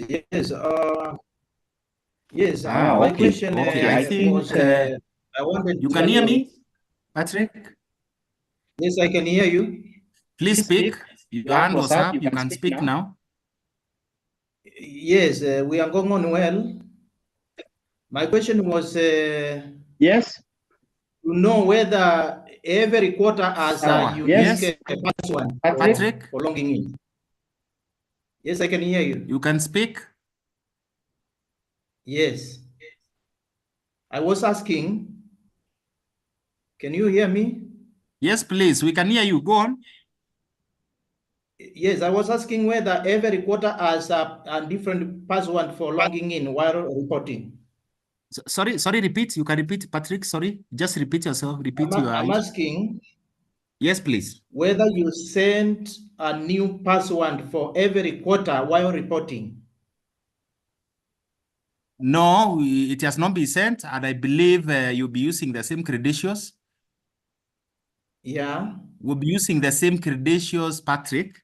So there is no change of the credentials. Oh, thank you. Thank you. Thank you, Patrick. Next is Okay. Benjamin. Benjamin and David Kosgei, if you can hear me, you can unmute and speak. So I think, oh yeah, there's someone else. Yes, please speak.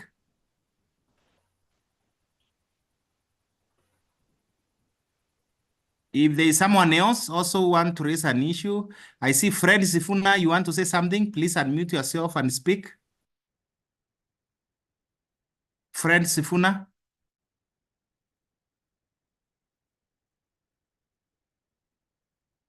Fred, you can hear me? I think we are not, you cannot hear as well.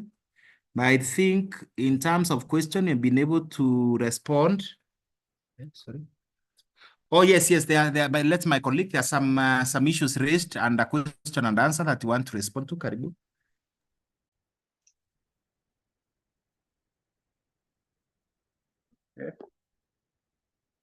Yes, a quick one.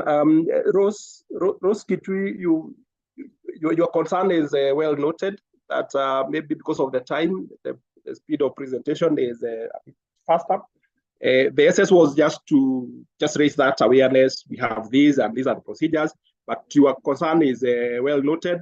Possible physical meeting, the answer is straight yes. We can always organize one and customize to help you in that journey.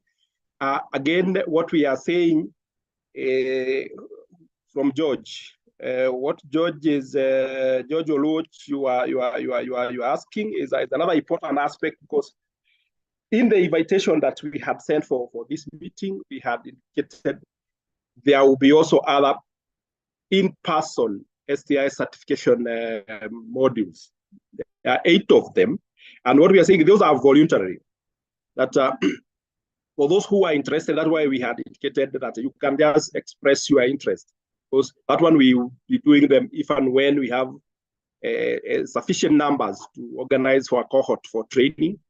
Those one is voluntary, and it's you to express the interest, but they are there and you are invited. Having attended this training, you do qualify to attend that, and we're going to share the program and schedule for the meetings if and when we get the numbers. We have received now a substantive numbers that should be able to help us now project going forward. And you are welcome to register, express your interest to attend this one. But the bottom line, these are voluntary, but it's to enhance the capacity within our STI ecosystem.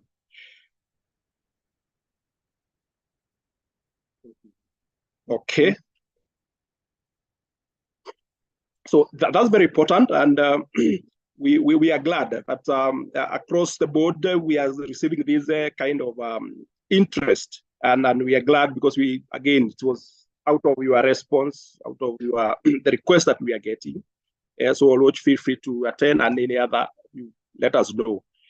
I think at this point we are privileged to have the Director General Nakosti present with us, and at the right time, as we had projected and informed you earlier, that we need now to have the last part of the presentation that crowns everything as in terms of the trends and the current trends and the issues of in the whole RSTI ecosystem.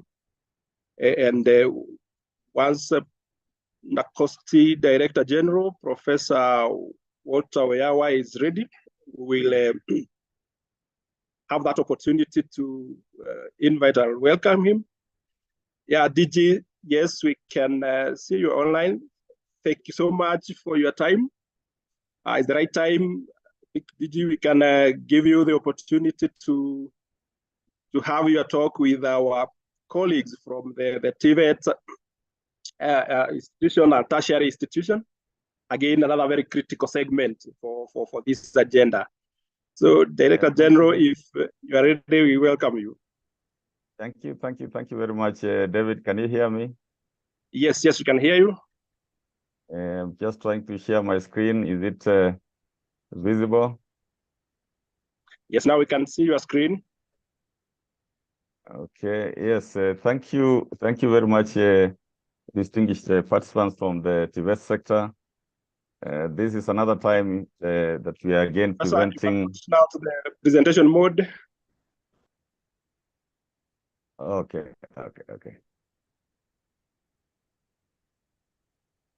Is it there? Are we there, David? Now we are there. Now it's okay. Okay, thank you. Okay, thank you.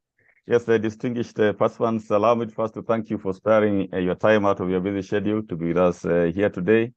This is yet another series of this engagement, this kind of forum. I guess this is the third such kind of engagement. Some of you might have been there before. Some of you, maybe this is the first time.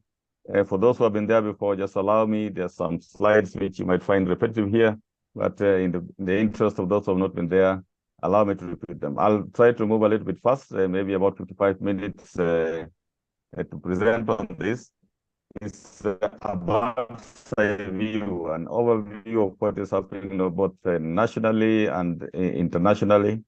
And from the word go, I just want to relay to all of us that matters of science, technology, and innovation are being canvassed at the highest levels of the United Nations, and that is globally and also locally. And therefore, this STI mainstream PC indicator or target is not just an ordinary target, which is you submit your data, you get your scores, and it goes up and it ends there. But it's supposed actually to measure that what impact have you or has NACOSTI done in a way that trickles down up to Wanjiku. Anything that doesn't trickle to Wanjiku, again, becomes almost like wasteful, because that is the aim and purpose of all this that we're doing. So globally, STI is now regarded as a game changer for the SDG realization or realization of SDGs. And nationally is a betting, I think at the highest levels of government have betted on deepening the trust and strengthening public confidence in government through science, technology, and innovation. And that indeed is the purpose of STI mainstreaming. There's always my first slide, a very simple one, just to show in a nutshell that Africa has a lot of resources, arable land, the minerals, and so forth. Like it boasts 60% of the world's arable lands, 30% of the world's reserve of minerals, and the youngest population. In particular, that part, the youngest population, whereas Europe and Asia is going the opposite, where they're even worried they cannot recruit enough people for their military. In Africa, in Kenya, is the other way around, where we find the young age is almost 60 to 70% of our population. So what is the issue where our contribution in the key areas is really minimal, just 2% of world research output, about 1.3% of research spending, 0.1% of patents. Patents is very key because patents is a property. It's something that you can convert into money. So we are saying we lack a lack of science and technology culture and a lack of strategic investment in science and technology to transform the resources has had far-reaching consequences to that. So this is a common slide that I always present, but allow me to add this. A new slide just shows that countries that have invested heavily are the leaders, whether you talk militarily, economically, politically, socially. You can see a country like Israel, they have spent almost 5% of their GDP, 5% of their GDP on R&D. And by R&D, we do not mean just the typical standard research that happens in universities, research institutes. We mean the entire spectrum, that is RSTI. I would want to really clarify that at the onset. That we regulate as NACOSTI, we regulate not just research, we regulate research, science, technology, innovation. The Act clearly captures that we regulate the STI sector. So you can see Israel spending almost 5%, it's the leading country, small as it is. South Korea, another very small country, spending 4.5, but you can feel the impact of Korea. For those of you who might have been fortunate to go to Korea, you will be shocked and amazed with the kind of cities they're creating. It's almost like a city outside the world. Japan, well-known, US, major country, the leading country, China, second leading globally, Canada, the same. And you can see like US and China, that strategic investment in terms of percent. Like the percent of China of, this is I think 2%, is much, much bigger than the one of Israel, because this is a percentage in terms of your GDP. So we need to think on that end, and the government, I think, has been trying, but also as individual institutions, TVET institutions, with your very little and meager resources, try to set aside some investments on RSTI, not just on typical research, but on RSTI. And we believe TVETs actually should be our face of the country when it comes to innovations, things that are being commercialized. That's why it's called technology, I think, technology-based institution. Also just want on a common slide that I always say that this STI mainstreaming is not just coming out of blues. It's not a thought from Nakosti, but it's a government issue, it's a constitutional issue, where Article 11 of the Constitution emphasizes the importance of science and technology in knowledge-based knowledge-based economy. And the Constitution further recognizes the indigenous innovations and technologies. Again, this is where TVET institutions could excel. This is a missing link. It is a gap. We have gone the Western way, yet we are forgetting our indigenous technologies when you talk of traditional medicine, when you talk of traditional foods, when you talk of traditional cultures.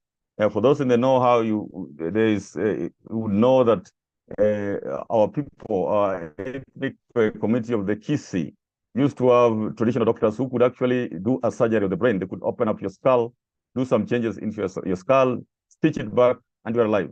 Nobody talks about it. Nobody will encourage that kind of thing. Of course, with modern medicine, we literally jumped on board that train, and now we are eating foods that we do not know what they contain. So this is where TVETs, I think, could really excel when the government is talking of taking products to Njiku, when it's talking of the youth excelling.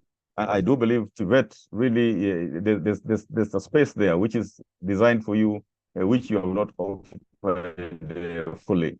And to this one, I just want to, I've been tracking some of the direction and policy statement from the head of state. I think this one I shared also in the past, but they've been consistent up to almost like last month. They've been very, very consistent, and that is a clear policy direction.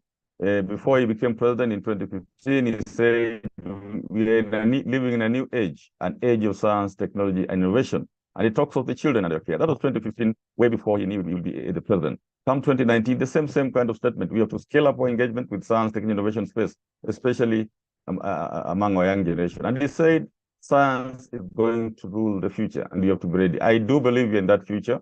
And when he says that, this literally can convert to be STI mainstreaming, and that's why it is cutting across. Yes, it's a co-mandate activity, but this co-mandate is literally the co-mandate of all ministries, all departments, all agencies. And that's why on Monday we had ministries. The turnout was very high. A number of ministries which are joining for the first time. Literally all the ministries are now on board, including the Ministry of Interior, including the Ministry of Defense, including the Ministry of Foreign Affairs. They are all on board because science, technology, and innovation cuts across. So even as we partake of this, very soon, probably next year, each one of us, Nakosti and yourself, be asked, what is your contribution? Can you quantify? If you are coming from Segalagala, PTC, how can you quantify your contribution? And indeed, Segalagala is done very well. I remember the last time they were ranked number one in the TVET sector in performance contract. Can you now translate that to something that is visible? I also know Segalagala has some patents. Very surprised, by the way. I pray that they are real, because getting patent is not easy, and we want to celebrate institutions as some of you who are doing very well. So that is from His Excellency the President, and he has gone ahead when he became now the President. Number one, he is really a proponent of increasing funding for research and work with scientists to generate fresh data. But what he has done, which is a really game changer, on the part still being worked on, is establishing the Presidential Advisory Council on Science and Technology. Ask yourself the reason that the President will see it fit to establish. There's so many other sections of the economy, but he particularly decides, in addition to the National Economic Social Council, which is chaired by Honorable Dr. Ndi, he said we are going to establish also a Presidential Advisory Council on Science and Technology.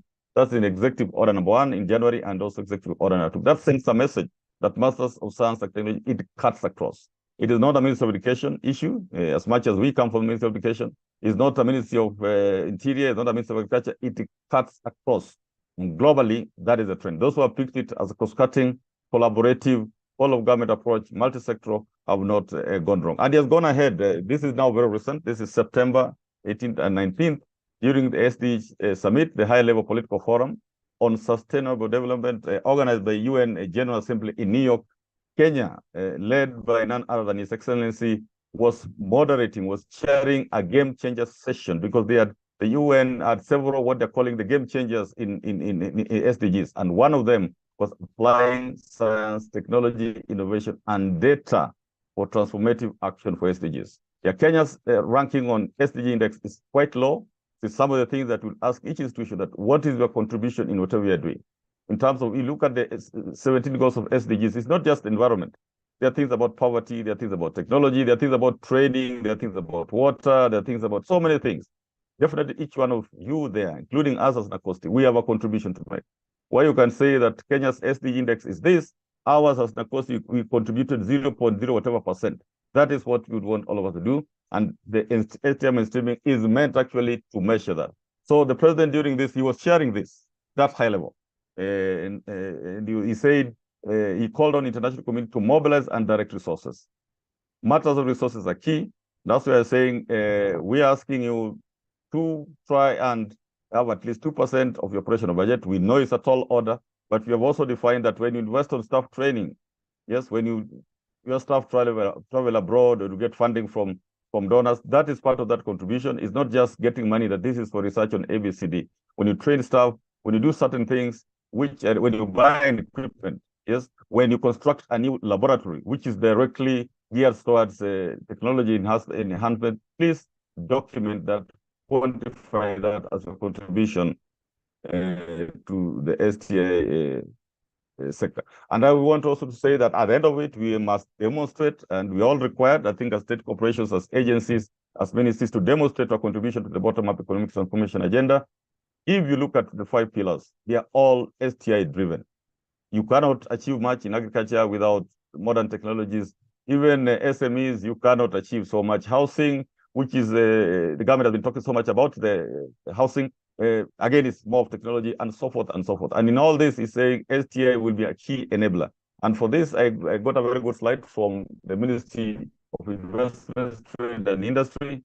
He has captured what is coming up in MTP4, and the third listed enabler in the government document of MTP4 is science, technology, and innovation. And it says science, technology, and innovation is a very, very key in raising investment across all sectors. And the following programs, you can read that one later on when they provide the slide. So a lot is happening, and this thing of STI mainstreaming even is captured on the recent resolution last year of the UN Economic and Social Council, where they're encouraging governments to closely link science, technology, innovation, and strategies of sustainable development by prominently featuring capacity building. Like when you undertake capacity building, when you train, you record that. How much money have you spent on that? What are the changes? Have your staff gotten bachelors for those who don't have? The ones with bachelors, have they gotten masters? Have they gotten PhDs? That needs to be documented, because you could be doing a lot, but you are not bothering to document it. You are not having visibility. And in modern world, it's not automatic that you get certain amounts of money from the exchequer. It is your visibility that this agency or this TVETS institution is contributing. So please, this platform enables you to be visible. Again, a recent statement, just July, I think 4 months ago, from the UN Secretary General's report on SDGs, it really encouraged a whole of government approach, much with the whole of society approach. When you talk of whole of society approach, you're talking about Wenjiku. That let us, in whatever plans we plan, and this always becomes a challenge in the universities where we remain in what we call the ivory tower. We do our research, we publish, and I get promoted, and that's all. But now we are being called upon.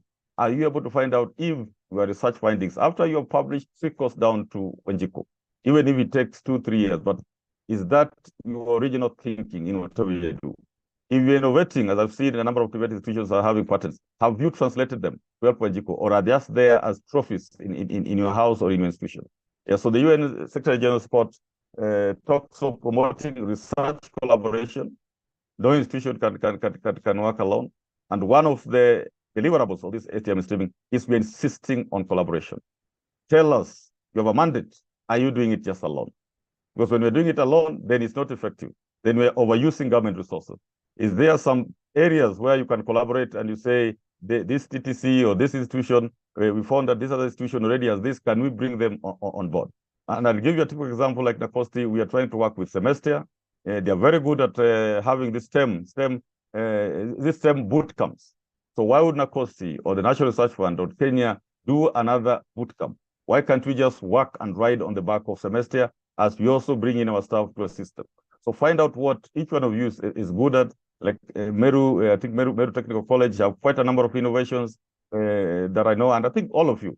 So why do you have to repeat if they're trying to, at advanced stage of manufacturing a car, why would you want to start another car manufacturer unless it's totally different from what they're doing? So this is what this will give information so that you don't repeat yourself. Now I'll move a little bit faster, and this is just to inform you that regulatory framework of Science, Technology, Innovation is strongly anchored in the Science, Technology, and Innovation Act 2013, which was revised in 2014. There were three purposes for which that act was established, but I go to the third one. The third one, the act was established to entrench science, technology, and innovation into the national production system and for collected purposes. That is STI mainstreaming. So it's not coming from NACOSTI, it's in the act, it's in government policy at the highest levels, it is in the global direction and policies, this matter of STI infusion or STI mainstreaming or whichever way language you call it. The bottom line is about infusing science, technology, innovation into your system. And you can see this is into the national production system. We have had some ministries or departments or agencies, a few of them asking, are we really in this? We know NACOSTI be focused on research. We say it's not just research. It is research, science, innovation. And then would ask them, you really think you're not in this, then demonstrate to the head of public service or to the ministry in charge of a performance contract that you are not part of the national production system. If you think you're not part of the national production system, if you think you're not part of a bottom-up economic transformation agenda, if you think you're not part of Vision 2030, then please write to the head of public service and say, because we are not part of this, we can't request to be excluded from this. And I don't think there's any agency which has done that so far. So we are in this together for a common purpose for national prosperity. And in that performance contracting, I've just extracted one page, the guidelines that you received. This is a table that indicates the specialized agencies to coordinate respective performance indicators. The National Commission for Science, Technology, Innovation was requested or is required to coordinate STI mainstreaming. Our work is just to coordinate on behalf of the Kenya government, and that's exactly what we're doing. Very important, again, when you talk of STI mainstreaming, in different words, as I said, this is very recent during Madaraka Day celebration in 1st June. I think this was held at Embu. And here the president said he is betting on the use of technology in deepening trust and strengthening public confidence in government. Look at that powerful statement. What is it telling us, all of us who are workers of government? If at the highest levels, they are betting, they're taking their bet on technology. And of course, technology, you mean science, research, innovation, and all that, in deepening trust and strengthening public confidence in government. Simply because STI is numbers-based, it is not political. Yes, if you have done, you have done. If you have not done, you have not done. So that brings on board the emphasis at the very highest levels of government, that this STI mainstreaming, a very soon, probably next year, each one of us will be called to account what is your contribution. So capture your data correctly, recheck it so that it's not either over-exaggerated or under the what you belong, because I think we'll be called, even as NACOSTI, will be called to account to the government that what is a contribution in deepening the trust and strengthening public confidence in government. So this is just to alert you to the but globally also very quickly, I've also shared this slide. Globally, countries that have been there before, ahead of us, the ones they call either the developed and or whatever they call them, they are using the same platform. So if you're going to compete with them globally, then probably you also have to learn from them. It's called benchmarking. And I've shared this slide before. In 2021, the former Prime Minister of UK, Boris Johnson, established a National Science and Technology Council, which he was chairing himself. Yeah, you'd ask yourself, why would the top of government, who is very busy and has a lot of other political issues, but he found that that science, technology, innovation is actually a political issue, an economic issue, a national security issue, a social issue. But what was the importance of this? What's the advantage of escalating these matters? It is part of what we call science, technology, and innovation diplomacy. If you and me are able to escalate matters of science, technology at the top of government, then resources will come. And you can see they allocated in that year 2.27 trillion in the year 2021-2022 for R&D. That's almost close to a national budget of about 3 trillion, maybe approaching 4 trillion. But this is just for a small segment of the economy, R&D. That was the advantage of that. And the same happened even in his successor, Rishi Sunak. In February, you look right at the bottom statement there, United Kingdom now has a standalone Ministry of Science. Am I audible? David, am I Yes, audible? Professor, you can hear you. Yes, yeah, yes. These internet things, you never know, they can do tricks, and I end up presenting to myself. So thank you. So in the UK, the success of Boris, Prime Minister Rishi Sunak, has separated the Ministry of Science, Innovation and Technology. Ask yourself why. Because it's a major issue. You cannot put it under any other, it's a major issue. And having done that, just the following month, in March 2023, the UK Prime Minister and Technology Secretary have launched their government's plan to cement the UK's place as a science and technology superpower by 2030. What do you mean by the superpower? Is it just economic superpower? I don't think so. I think it's both a superpower economically, militarily, socially, politically. So this is the platform that people are using. If you want to be a top TVET institution, this is the same platform that you do. It will not be just the normal traditional things, or going to say, no, we have done very well, we are doing very well, we are not funded. But we were being asked at some point with the Parliamentary Committee on Education, when we were asking for research funding, even with the little, and that is the NACOSTI, NRF, and Kenya, the three core agencies in the STI ecosystem. We are saying, oh, there's very little money we have been given and so forth. They just said, we hear you, we totally agree. But with the little that we have given you, can you demonstrate what you have done? Does Wanjiku feel you even with a little? If we brought Wanjiku to vote for you, that we have felt the cost, we have felt NRF, we have felt Kenya, we have felt all of you, or we have felt the TVET sector, can you be able, can Wanjiku score you? So it's up to us, and that one you cannot do alone. That's why it's to be done collectively, so that Wanjiku will see that the combination of A, B, C, D is really impacting on us. It's impacting on our health positively, it's impacting on our agriculture positively, and all of us have to do it. So the issue of whole of government approach becomes very, very important. But closer home, I've also presented this before. His Excellency President Museveni separated also the Ministry of Science and Technology. What was the advantage of that? The same thing I would say, escalating matters to the highest levels collectively. It is our voice and your voice.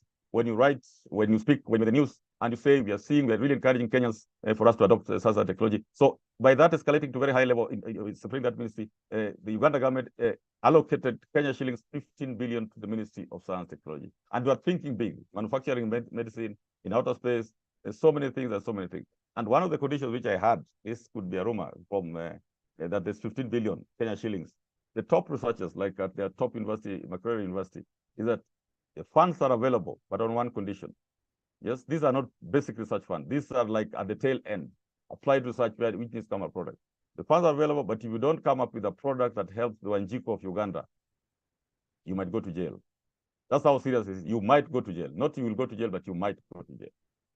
So it means you have to account. If I pick money and my research topic is to come up with regional hubs and so forth, at the end of it, you must demonstrate that you've come up with a hub which is working and which is tested and which Wanjiku can verify that you're feeling. This is where we need to move for. And not to do innovation just for the sake of innovation, but to translate it now to how to help our people. You can see the global economy is so tight. We are no longer going to receive free goodies from those external partners. We have to rely on our own resources. So that is there. China, the same. They say over the past 5 years, China has made remarkable progress. China has invested Kenya shillings 63 trillion annually. Annually, that was in 2022. Trillion. Of course, there are big countries can't compare themselves. So let us also just invest a little bit.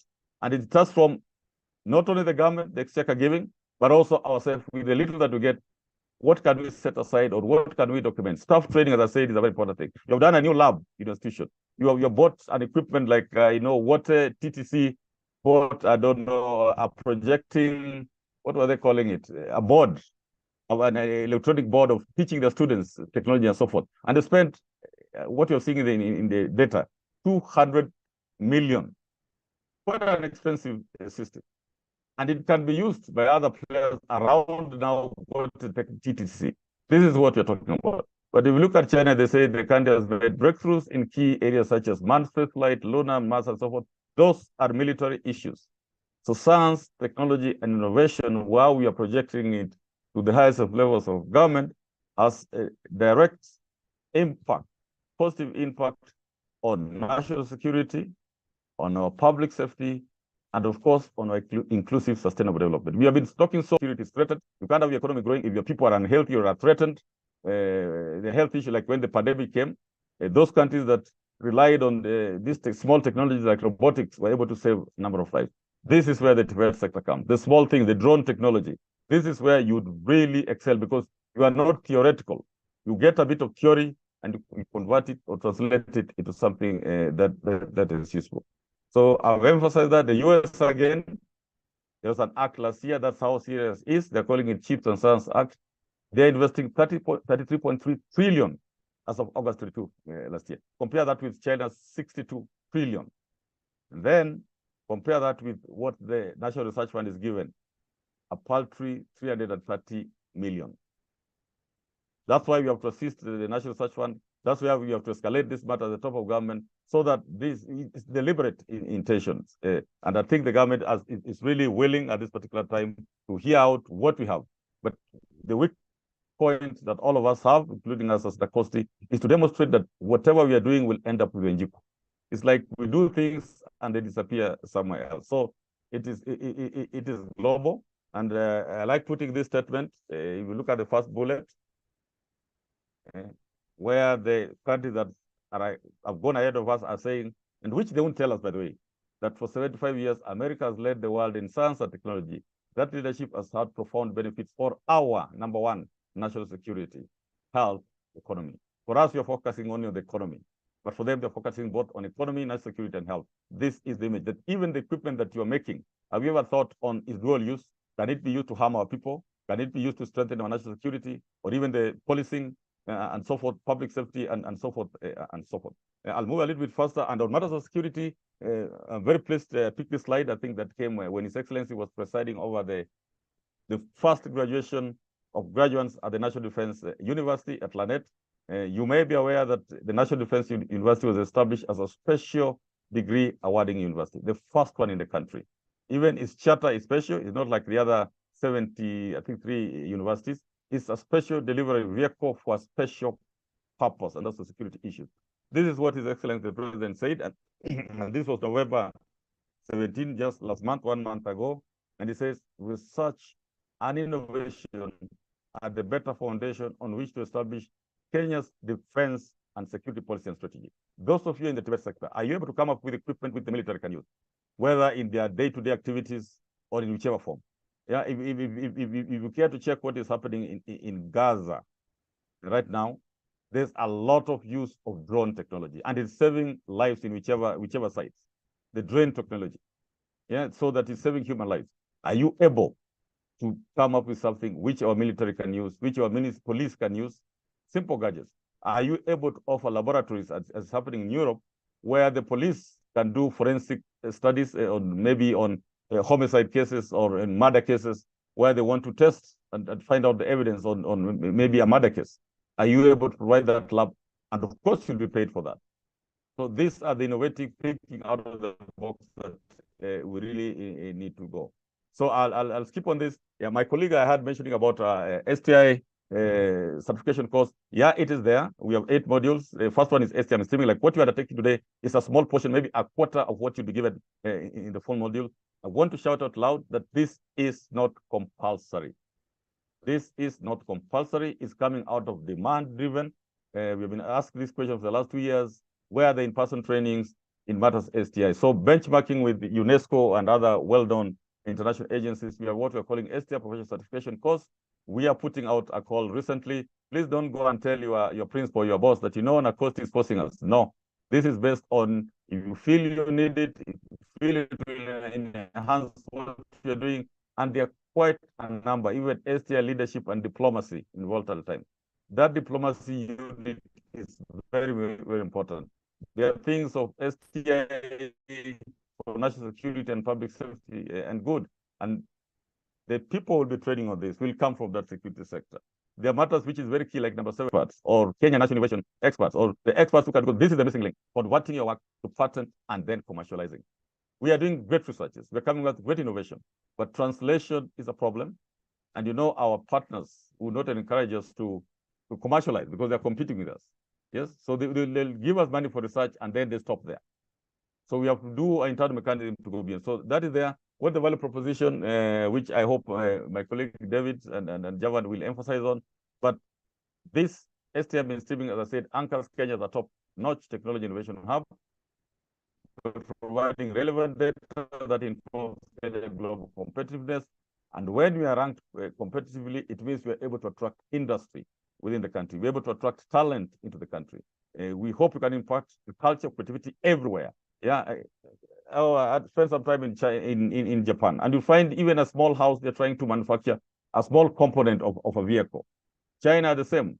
Those great things, you'll find they divide them into small, even if it's a bottle, you might find a family manufacturing the cap of that bottle and providing. So there's a vehicle which moves around and collecting this, and they get the money. So when do we get there? And the TVETS has a lot to do with that. We try to ensure all of government approach, insisting on collaboration. We hope to guarantee our national security, prosperity, and so forth, and so forth. Very quickly now, about the sector that you are dealing with, the STI matters. As I said, this captured in STI Act. There are 3 agencies, very different mandate. Please don't confuse them. National Research Fund is a funding agency. Funding. They do not regulate research. They do not implement research. They give you money. They follow up with a team of peers. It's a funding like higher education slot board. Kenya National Innovation Led. Neither do they provide money. Yeah, this was a division of labor. The commission is the regulating agency, not of research alone, but of the entire sector. And it said there, listed there by the Act, the objective of the commission shall be to regulate and assure quality in the science, technology, innovation sector and advise the government in matters related there. So we'll get our information from NRF in terms of funding. We get our information in terms of innovation systems from Kenya, and we relay that. Actually, annually, for the first time, we are having a state of STI in the country, which will be presented to the minister, and it will be a public document. I hope some of the activities are captured inside there. So I'll move faster, and of course, there are 17 functions. I will mention just allow 3 or 4 we allow. The first one, which I've almost mentioned before. David, I'm still online. David? Yes. Yes, okay, yes, DG. Yes, thank you. Yes, 17 functions that for the sake of time, I'll just mention about 4. One is developing consultation with stakeholders, the priorities in scientific, technological innovation activities in Kenya in relation to the economic and social policy of government. Whatever we develop has to be in relation to the economic and social policy of the government and the country's international commitments. When you go into international commitments, most of these commitments are security-based commitments. So we have to do that, and due to teething problems, the commission has not been able to do that for the last 10 years. We have done that for the first time. We have been sharing this. We shared it during our strategic plan presentation with and got some input from a number of you. Now it's final. I think the board has approved it. It's on our website. I think we'll be launching it soon. But there are about 12 points. Okay, and we believe it captures all of you. There's R&D strengthening. R&D, that is just one. You can see R&D is just one of the functions of the STI ecosystem. Then STI education, where you do very well, would want to document the students you are training, follow up, tracer study, where do they end up in? STI communication, talent development, and next generation workforce, particularly for developed institutions. There's STI inclusivity, yes, for those who are training on social sciences. You might find the tradition has been that there's so many of one gender on social sciences. So we want to demonstrate that we're making deliberate to bring in the other gender. Those of you who are training on mathematics, physics, science, again, you'll find there's one gender which normally likes maths, physics, and chemistry, and so forth. So what are you doing to bring in the other gender on board? Inclusivity is very key. Then we have matters of SMEs, health security, bottom-up economic transformation agenda is right inside the 12 points. You can see number 4 is better, number 5 is better, number 6 is better, number 7 is better, number 8 is better, number 10 is better. So please take time, it's on our website, because this is what we're going to relate to the National Treasury, that as far as Wanjiku is concerned, after consulting with Wanjiku, this is the areas where you need to focus the resources of this country too, as relates to research, science, technology, and innovation. So that affects you and all of us. Why is NACOSTI doing this? Because the Act allows us to lead interagency efforts. I think there are those functions. David, again, just to confirm, you're able to see function number 2? Yes, yes, it's there. Yes, yes. So, yeah, because somebody might ask, why only NACOSTI, blah, blah, blah. Yes, we work collaboratively, but this is what we required, and this is what we are assessed. When they do internal audit of how we have handled our functions, then tell us, demonstrate that you have been leading interagency efforts. So like what we are doing today is bringing interagencies on a common front. We're supposed to implement sound policies and budgets working in collaboration with county governments and the national government. We advise the national and county governments. I think during the GMO debate, we were called to meet the parliamentary committee and give an advice. We get our peers to do that.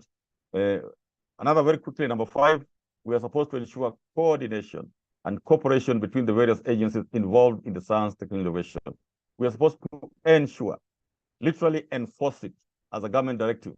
And that's why you're supposed to demonstrate that you're not working just alone as a college or whatever. Demonstrate to us that you're either working with other colleges within your county or outside your county and internationally.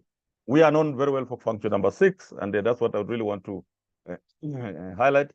Credit research institutes and approve all scientific research in Kenya, all.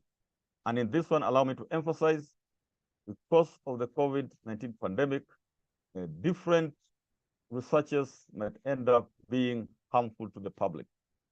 And therefore, we are really trying to tighten and request our stakeholders that whichever research, we know TVETS are doing research, but there are some who might not be asking for this or requesting for this research licenses. And that is in contravention, because should it be proven that the materials you're handling, you are not supposed to handle, or the outcomes of research affect the public, I think the consequences for the country will be very severe. So we are asking you, and especially your principals, to ensure that what you are doing there is well known to institution.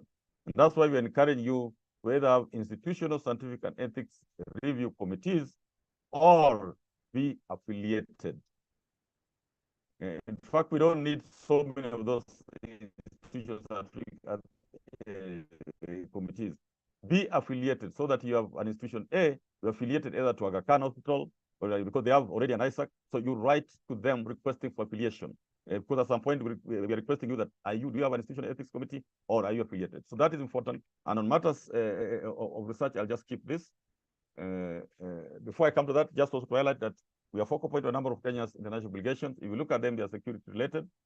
Focal point to Biological Convention, we were in Geneva, I think, just last week. Focal point to the National Center for Genetic Engineering and Biotechnology, AFRA, and their benefits to the country, their benefits to institutions. Like a quick one, if I might move ahead, is the Egerton University has been selected by the International Center for Genetic Engineering and Biotechnology to host the Regional Research Center on biotechnology. Before, we used to send the opportunities to selected institutions. But since the commencement of STI mainstreaming, we are forwarding all the opportunities that are there. Kenya Nuclear Regulatory Authority has just been designated as a regional designated center on matters of nuclear, peaceful use of nuclear science by the International Atomic Energy Agency, or through our coordination again. So we are availing this. We are assuming even you, before you might not be doing matters of nuclear science, but maybe you're doing it. So when you participate in this forum, when you make yourself visible, when we know what you're doing, then we're able to direct some of the opportunities that are coming. And one of them is like the Horizon Europe. We are also the focal point for Horizon Europe program, Erasmus programs. And I think either last week or another week, we sent the opportunities on Erasmus programs, which is for staff exchanges, master's, PhD programs. So many things are there. Horizon Europe, the EU has set aside, I think, over 70-something billion. But of course, it's not direct. It's for the entire world. We must be in partnership with their top professors there. But we are trying to have 2 or 3 consortia. And we're insisting that a consortia like on climate change must have universities. We should have TVET persons inside there. Should have research institutes person there. Should have the relevant state cooperation. Like now, when we're talking of agriculture, we hope to see TALDRO there. When we're talking of matters of health, we expect to see KEMRI there and the Ministry of Health. We are really insisting on consortia approach. Registration of research institutes, as I said, we are known for that. The penalties are very severe because we are seeing institutions that probably have come from outside, either purporting or masquerading to be research institutions. That is in contravention of the STI Act, and a fine, whoever is found, a fine not exceeding 1 million shillings or imprisonment of 2 years or both is there. But even the most severe one is undertaking research without a license. We do research licenses, and it's very cheap. If you are doing, for your students doing diploma, it's just 100 shillings per student. 100 shillings. If you transact that through M-Pesa, the cost of transaction might even be higher than the 100 shillings. So it's not about money that the cost is getting. It's more of just a sign. But the most important thing is that we're able to send this to your peers to tell us that one is beneficial to our country. That is very key. You cannot do a research that will help our neighbors or other countries to overcome us. Yes, it might be a global research. It might be a very good research. But if it's identified by the relevant government organs that that is not in the national interest, you are doing it to help some other teams or some other countries to defeat us economically or to defeat us militarily, that kind of research cannot be allowed. And that's why research licensing is very, very, very important, because we'll advise you accordingly based on the information here. The other one is not supposed to affect national security. It's not supposed to affect the lives of Kenyans, the culture of our people. There's some things that we assume. We are getting a very severe scenario where we are getting some students, even maybe in your institution, sponsored from outside the country. Yes, the sponsor provides for the fees, the accommodation, and so forth, but the sponsor takes away the data.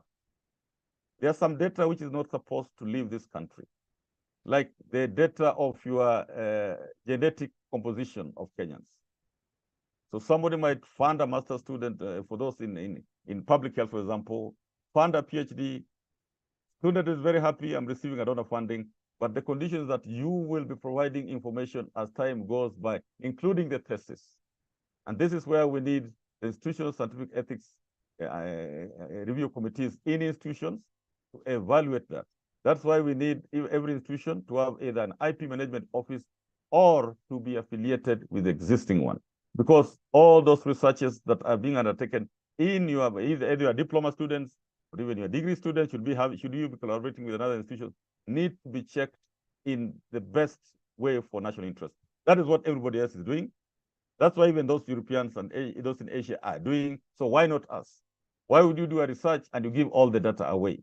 You are going to say our managu is ABCD, and somebody ends up planting that managu outside the country, selling the same managu back to you. So you find the same thing in the supermarket. You find a morenda which is not the typical morenda. It's come from outside or it's been researched by somewhere. So please, matters of research licensing in the wake of COVID has become a matter of national interest. There are other state agencies beyond NACOSTI who are checking on this. So please not be caught on the wrong side. Help us as focal points and champions to relay that information that you might think a research is very minimal. You might see somebody doing geological mining. You're doing research on the geology of some northeastern province or whatever. People are prospecting for oil. People are prospecting for minor minerals, and you don't know. And it goes out of the country. It makes us poorer.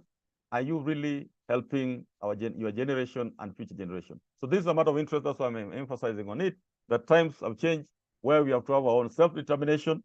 Maybe we used to have freedom fighters fighting for liberation. This is another second form of liberation, to be able to use our resources.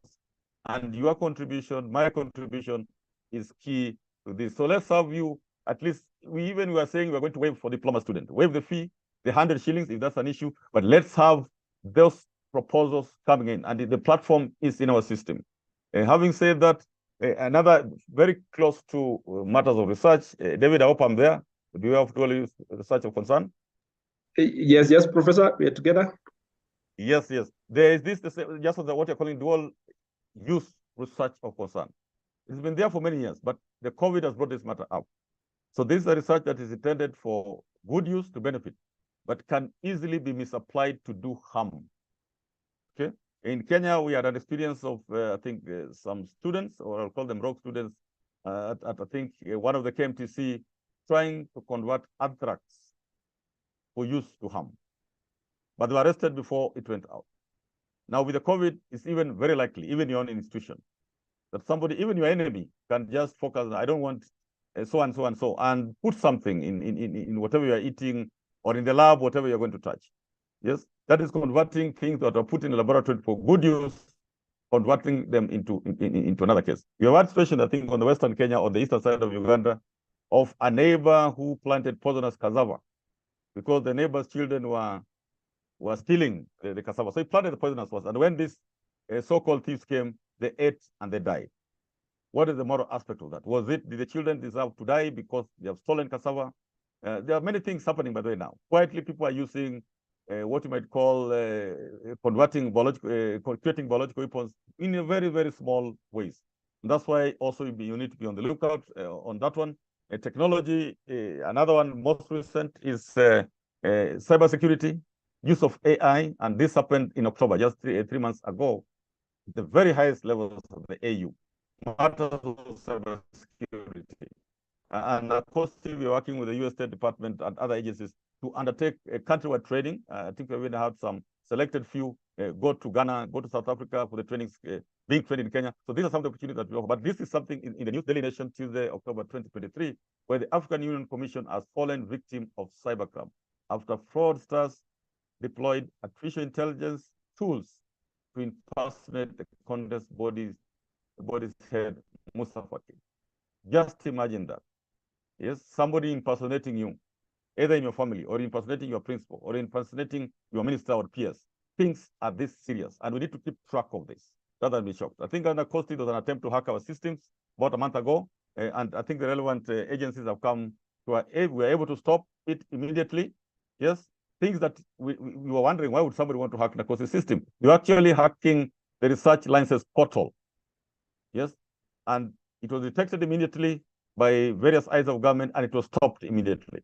This is likely to happen in your institution. As the STI focal point and champions, these are some of the things that you need to alert your institution. You need to be abreast with the latest information. So you can see fraudsters fixed the voice of Honorable Mustafa Aki and placed several video calls to European capitals.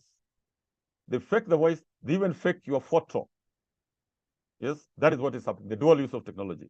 Another one which is not for discussion, people are even using AI now to resurrect their dead. I think it's not so easy to let go when you have you have lost a family member. In China, I think US, they're even digitally resurrecting the dead. So you're able to talk with your departed person as if he or she is still alive. It helps people to mourn, it helps satisfy emotional needs, but is it ethically okay? That's how research is become very complicated. There are certain things which are very good and are not. Then there are certain things which are very bad and you have to stop. There are things that are in the middle, like this one. It is good, it helps you emotionally, but is it ethical when you keep on reviving the ones who have departed? It depends now on interpretation. That's how technology has become. This slide has been there before. They're printing body parts, good thing. But if they gave you a body part, which like your ear, your nose, your throat, your eye, which again, if it's not done in the country, can vaporize when you least expect. So we need to keep abreast on things that could be helpful. STI is really a matter of national security at the front line. And we're entering into that regime, which is very, very, very, very dangerous. Even somebody, part of research, just picked out for this is new. A researcher finds that the pollution of the air has direct bearing on suicide rates. That as the pollution increased, we were able to detect the suicide levels in one of the cities in the US was increasing. Think about it, ladies and gentlemen. These are some of the things that are coming, but we need to keep abreast. Back home, this was a slide which I've had. How safe is your Sukuma Wiki? This research data. And who is supposed to check on this? So this is where we are bringing in institutions like Kenya Bureau of Standards that please, in your work plan, put aside some money for inspectors to be going around supermarkets, Kikombas of various counties, just to sample, is what you're taking okay? And the same applies for poultry. This is research findings from Cambridge, our top institution, revealing contamination of raw pork. Yeah, you never know. This is what is increasing our stress levels, increasing the recent suicide levels or murder levels, where you find somebody has just gone overboard and murdered his or her entire family. Is it the food that we are eating? And who is supposed to alert the country on this? It is you and me who belong to the RSTI sector. Maize flour has been an issue for a long time. How safe is your maize flour? We know that. So we expect other institutions, other agencies. So when we come to work plan, you'll do this and give a report to government that maize flour is okay. That is the purpose of STI mainstreaming. Coming back, as I am almost there, I think I have some 10 minutes, which I want to use very useful. I said we really need to quantify our activities. You have heard of institutions which are likely to be merged, others are likely to go a different way. We have to justify the purpose for which we exist. It's not just automatic that we in ACOSTI, we establish for this. We have to justify, are we delivering that mandate, and is Wanjiku feeling it? This, one of the ways of quantifying your benefits is being able to quantify your contribution to some of the global indices, like the Global Innovation Index, the World Competition Index. You can read that, World Talent Ranking, which I think you are creating talent. There's World Digital Competitiveness Index, and I know there's annual competition of TVETS institutions where there's a lot of digital technology. There are quite a number. SDG Index, there are 17 SDGs. In which one are you contributing? Yes, is it on education? Is it on innovation? There are things of Human Development Index, which the parameters are like life expectancy, education index. Yes, number 2 is education index, which you are contributing. What is your quantifiable contribution to these indices? The ICT ranking, frontier technologies. The one of interest now is Global Innovation Index, where Kenya has just, these are the top countries. In 2023, you could see Switzerland, Sweden, US, UK, Singapore, a small country. But of interest is that, David, am I there on top 3 innovation economies by region? David?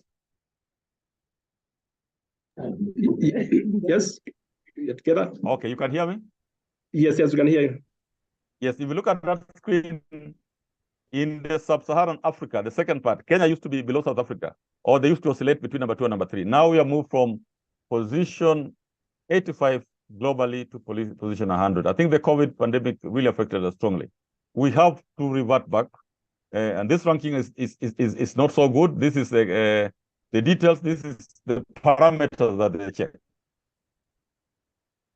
Institutions, human capital and research, market sophistication. There's another one, infrastructure. There are about 6 or so. I have not the outputs, creative outputs. So as NACOSTI, ours really focuses on human capital research, and we are kindly requesting you, because David will provide you with a very quick request for data that we need by next week. Am I audible? Is there a problem? Yes, we can hear you. David, is it okay? Yeah, we can hear you. Okay, I think that I had some background noise. Yeah, so we are asking you that please go back to institutions and by tomorrow, help us get this very simple data through your CEO, through your deputy CEOs or directors concerned or finance officer. We want the number of researchers, male and female. These are largely those with masters and PhD. Then technicians, bachelors, maybe diploma, and so forth. Then supporting staff. They even researchers with first degree. So it's up to you to figure out what you want. These are very simple data. It needs to be relayed to UNESCO by next week. UNESCO and thereafter WIPO, for the sake of enhancing Kenya's Global Innovation Index. This is like your contribution. Please, there are about, I think, 200 TVET institutions. Assist us to get this data by Friday. This is our request. So it's number of researchers, and then we are requesting you to estimate your expenditure on R&D. They have defined what R&D is. It's not just this typical research, but also the equipment, also the training, and so forth. So there's a definition in the questionnaire. Help provide how much funding are you getting for R&D or for RSTI? Is it in the range of 0 to 50 million, 50 million to 100? Is it 100, 200 million? Where are you getting it from? Are you getting it from the government? Are you getting it from the business? Are you getting it from funds outside the country and others?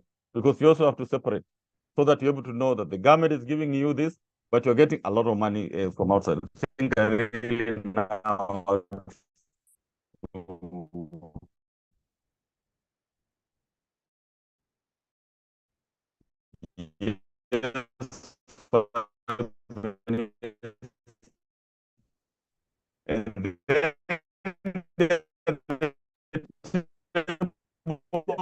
Professor, you're breaking up. Huh?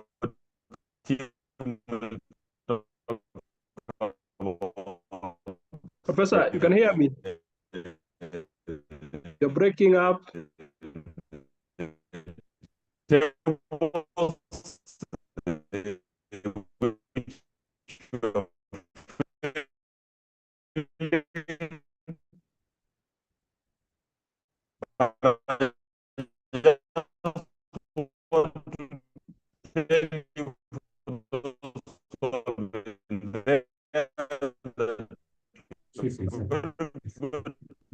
Digi. Hello?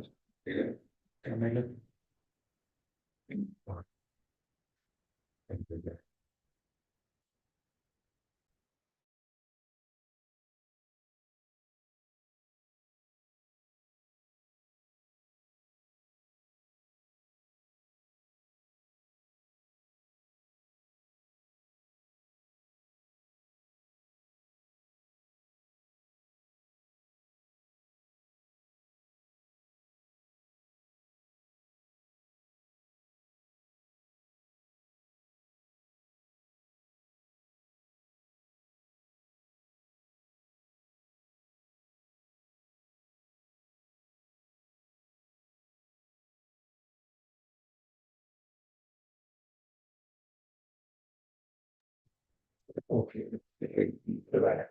Good morning, people. Let's allow our professor to join the meeting.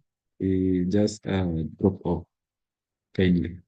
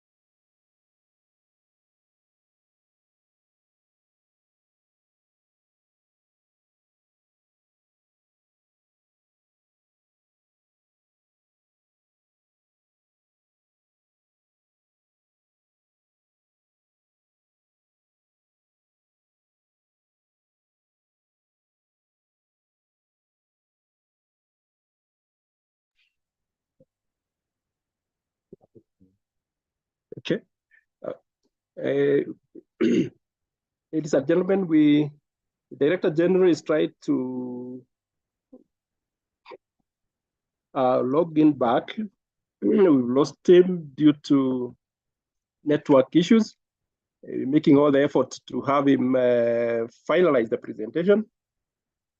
Understanding he was only left with only a few slides to share with you. So bear with the situation for a few minutes as we conclude this. Just a few minutes, we see whether we can get him back.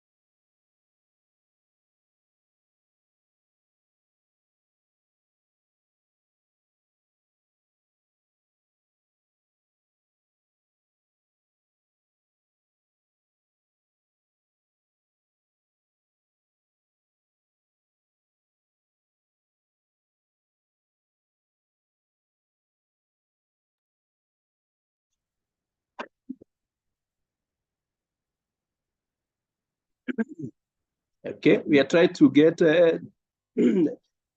professor's presentation back, so we will be able to project shortly. So just bear with the situation for a while, and we're almost there. The Director General was almost ending.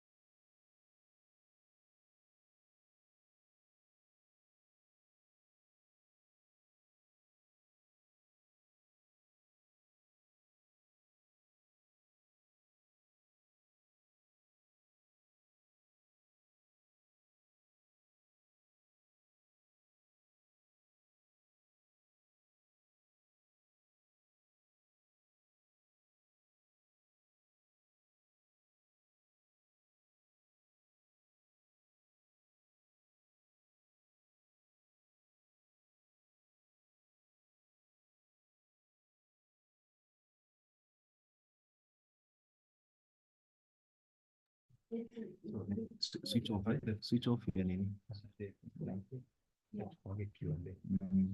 Hello, as ladies and gentlemen, as we are trying to reorganize ourselves in terms of presentation from the Director General, I think we can be answering some of the few questions that you put in question and answer.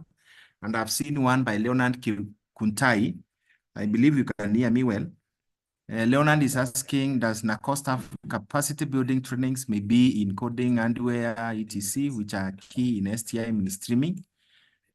What normally happens is that when you be developing your STI strategy, you develop it purely based with your mandate, which is specified in your SP, in your strategic plan, and you pick matters. You have an opportunity as you develop the objectives within the key result area, within the strategic issues, the 9 strategic issues in your strategic, in your STI strategy, you'll be able then to identify what objective will speak to and what strategy will speak to that objective that addresses if your mandate or maybe you have an objective in the area of coding, hardware, design, and all that.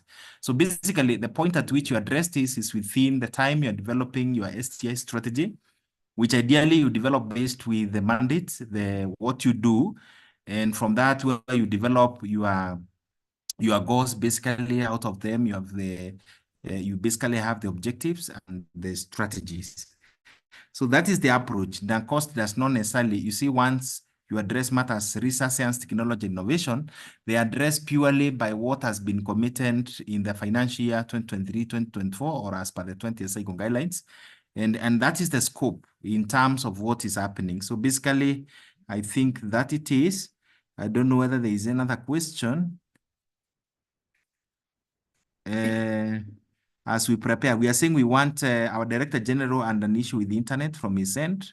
So that's what we are trying to sort it out, or we see what could be the alternative to that. There is a question, I think that's the last one before we proceed. I think that was the only question. We shall be able to pick your questions or areas of clarification as we move forward. And with that, we are not able to get our Director General directly from where he is because of internet challenges, but we have the chair, Dr. Gigi, will be picking up to complete the remaining part that was handled by Professor Oyawa. Karibu, Daktari. Okay. Thank you, Jaban. Distinguished participants, we are sorry about that, but we will take the next few minutes what the Director General wanted to share. More so just to paint the picture and the value of the kind of the data that you are contributing. You see, like this slide, this is the data that says from these processes, data from your institution that you have submitted. Just in terms of the cost of equipment, again, we are seeing this is a very important input for a country. You could see the TVET and tertiary institution, what it's indicating, because this again is your data that we should very to validate at a later date. You can imagine now investing that kind of serious investment, 45 billion or so for our research institution. TVET, you are in there with 1.4 billion in terms of what you investing in the in those equipment for training. This is aggregate for the institution there. Is this the correct position? We are asking you, you could share more with us so that we continue building on that. Again, let's see, like in terms of the total costs that we are putting in there for various institutions, seeing your 1.4 billion, it is not a simple contribution. That's very significant. Look at that in terms of different categories, the TVET institution, just to appreciate the kind of what Kisumu Polytechnic, with all this equipment, are costing 210,000. Kisumu Poly, 186,000 for the purpose of appreciation. There's more in there. We can do more as even we are bringing more on board. But again, we need to be appreciated if you need to disclose some of the things that you have, mainly for the purpose of collaboration and partnership around that area. This is so far as the equipment is concerned, let's just keep this for the university and research institutions. But just for a moment, you could see the kind of the data that we are saying that this as a platform that we are able to show and map our contribution in STI. As we quickly try to end this in terms of the equipment and the allocations. You can imagine the value of what we are asking so that we're able to have this value proposition for what we're giving. Do we need to invest for some of the equipment? Perhaps we don't, because once we're able to map out this, and these are equipment that are providing opportunity for collaboration across for training and research, that other institutions may wish to invest in others. A clear example, look at an institution that has an equipment that costs $500 million. That is a serious investment for the country that other institutions could, of course, take advantage of course, at a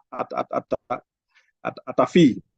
And that this will be able to help us do that. So once this is able to be mapped out to digital map, again, this is one of the things that you really do appreciate.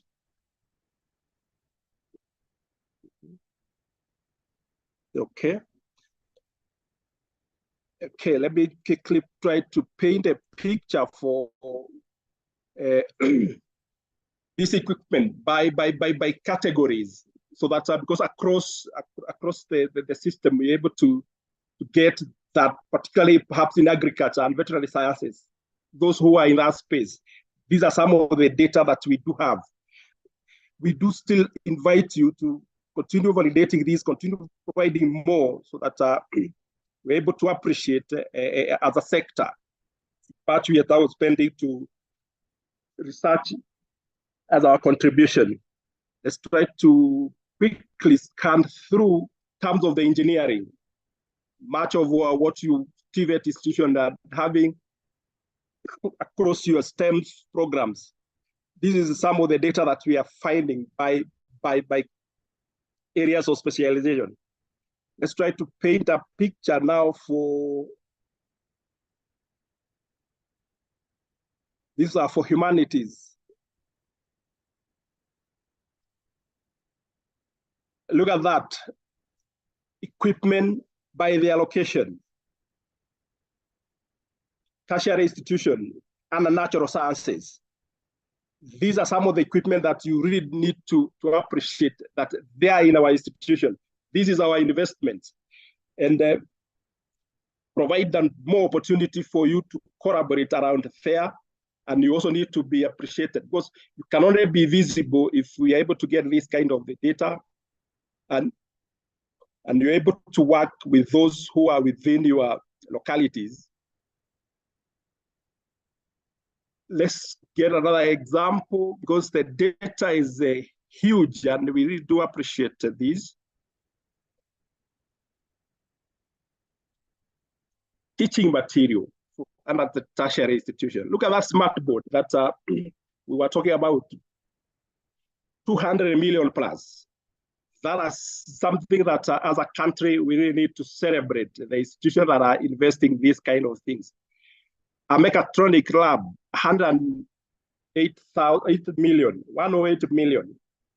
Do other institutions or TVET institutions need to invest in the same, or they can take advantage of this and collaborate with that? Just as an example, because of the time, we're just painting the picture for you to appreciate the kind and the value of the data that you'll be able to share through this platform. Okay. In agricultural sector, that one, agricultural and veterinary sciences, those are the kind of the figures, those are kind of the equipment that we do have. Meat and fluid block, EAD block, 100 million. And Abichuki TTI, that is something to celebrate. Bukura Agricultural College, we are seeing equipment that are costing 12 million. The kind of the value we are looking for. Let's keep the university sector in the interests of time, state corporations, the ministries. You can imagine even what the ministries are doing. Let's look at the research and expenditure data. This is another commitment under the Science Technology Generation Act law. We are committing as a country 2% of the GDP. Look at the kind of the figures that our research institutions are committing. And this is what we are really encouraging. If you're able to get value in here, progressively, if your institutions are able to commit this through their STI mainstreaming strategy. National Cancer Research Institute, putting in over 100% in their R&D expenditure. Very important to know that. As an example, where we are headed, this is the direction that we want to do for the obvious reason that RSTI is very critical for us. In terms of the universities, just for you to appreciate the match of the kind of the percentages, even as much as we are talking about 2%, other institutions are able to put over 66%. That is the direction and what we are encouraging, and we are sharing this for you to see the value and appreciate what we do have through this platform. Quickly, let's just keep this and just paint the picture under the RSTI workforce. And this is a very important data for the country, for our institution, and for planning purposes. As you have been providing the data by qualification, by gender, and by specialty, through this data, we're able to paint a picture, like how many PhDs do we have for those who are under 50? How many with PhD and over 50, and by which gender? Or across all the discipline, up to diplomas and the likes. How important this data is, we really want to really appreciate that we get this is for planning purposes, and we're able to project as a country where we are headed. Kindly keep on giving us more accurate data as we validate this, so that we can be able to get the real position as a country. Where are we? Do we having an aging workforce? What do we need to do? The value of that data that you're providing is critical. This is just a graphical presentation of what we are seeing, so that you're able, graphically, you can see the numbers, where we need to put more emphasis, policy-wise and for planning purposes. The highest institution by PhD, perhaps this will be important for you, because as a training institution, you are able to do that. From the data we have, we are able to synthesize this and share this kind of report, and they will be very important for you. But this is just for university sector. May not want to spend much of the time with that. But in terms of the research output, or the whole STI output, the kind of the publications we are having by different fields and the total numbers. These are some of the information and data we need to. David, I can join from there. Okay, yes, Professor, we can hear you. You can I can join from there. You can stop the share screen. Okay. Yes, but you need to stop your share screen. Yes, let me stop it. Okay.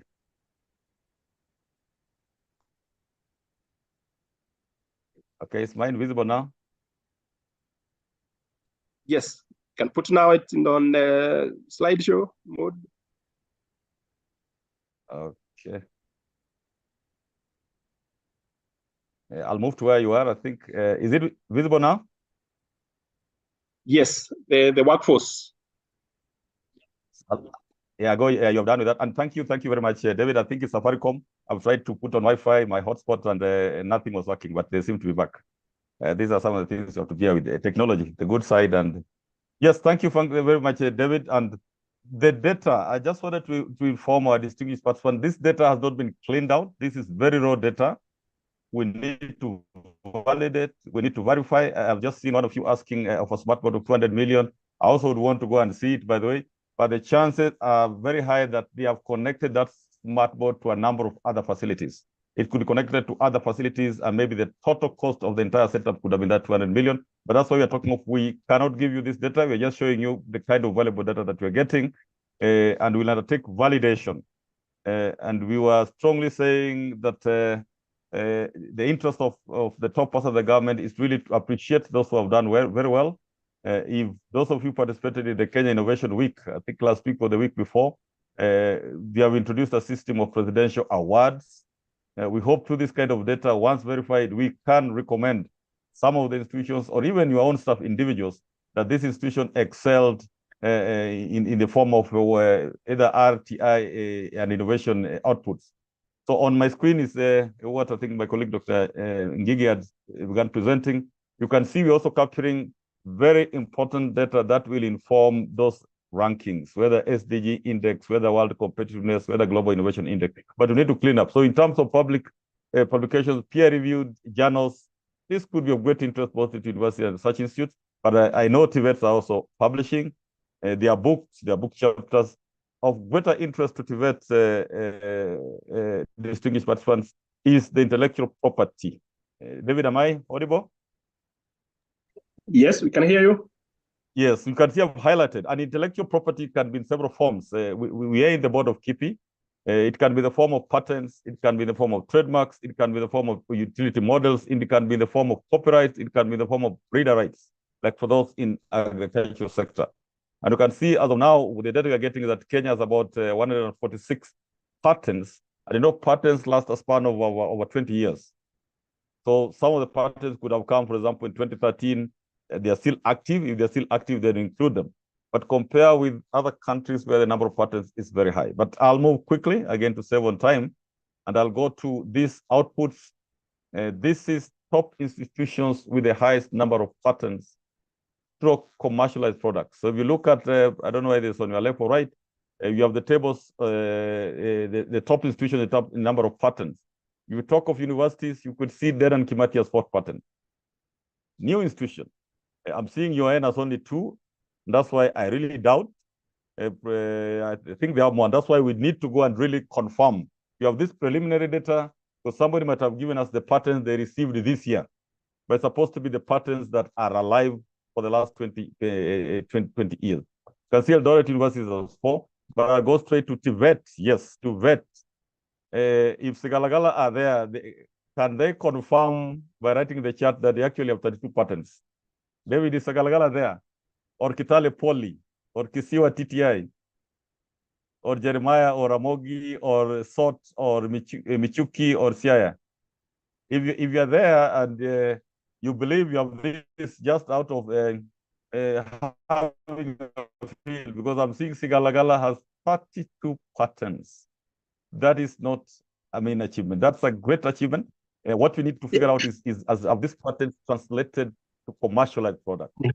That is how valuable this data is. And it means we are able to get partners. Yes? Yes? Have Sigalagala confirmed?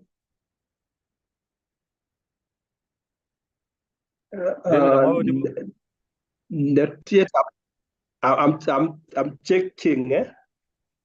CIA Institute of Technology has 5 patents. They are confirming. It's correct. We'll still send our team to verify some of these things, because we really want to celebrate these institutions, and all of you for that matter.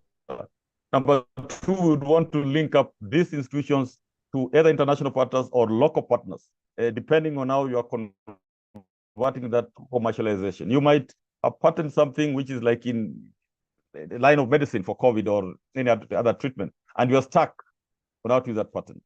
Yes, there are several ways. Either you commercialize it yourself, but the easier way is to get a company sign royalties, of which NACOSTI and the Ministry of Interior and the Attorney General will be involved, so that you get royalties. That's how it works. It's not so easy to be a researcher, innovator, and also be the one who's selling the same thing. So Sigalagala, if you're there, CI, if you're there, Michuki, and I know the others we have not captured, but what we are sending is for those of you who have not sent your data, because you might have seen these things here. This is just a normal thing of scoring our PC target. These are going to be taken nationally. So in our next state of STI report in this country, we will be capturing this. And we will be recommending some of the institutions that this, like patent is so cheap.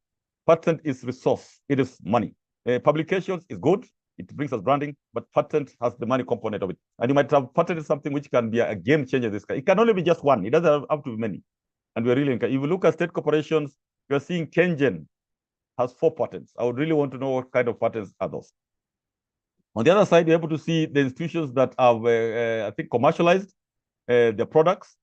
Again, it's almost the same. You see Kimathi has 4 patents, and they have commercialized 3 of their products. If I go to TVET institutions, I'm seeing Sigalagala has 32 patents, but they have commercialized 4 of those. Yes, Kisumu Polytechnic, I don't know how they have commercialized without patenting. And this is another area of interest. Please, you cannot commercialize what doesn't belong to you. Yes, you might have picked somebody's work. So if it is something worth commercializing, then the patent, or even applying, not even because patent process can take a year or even 2, but at least apply for that.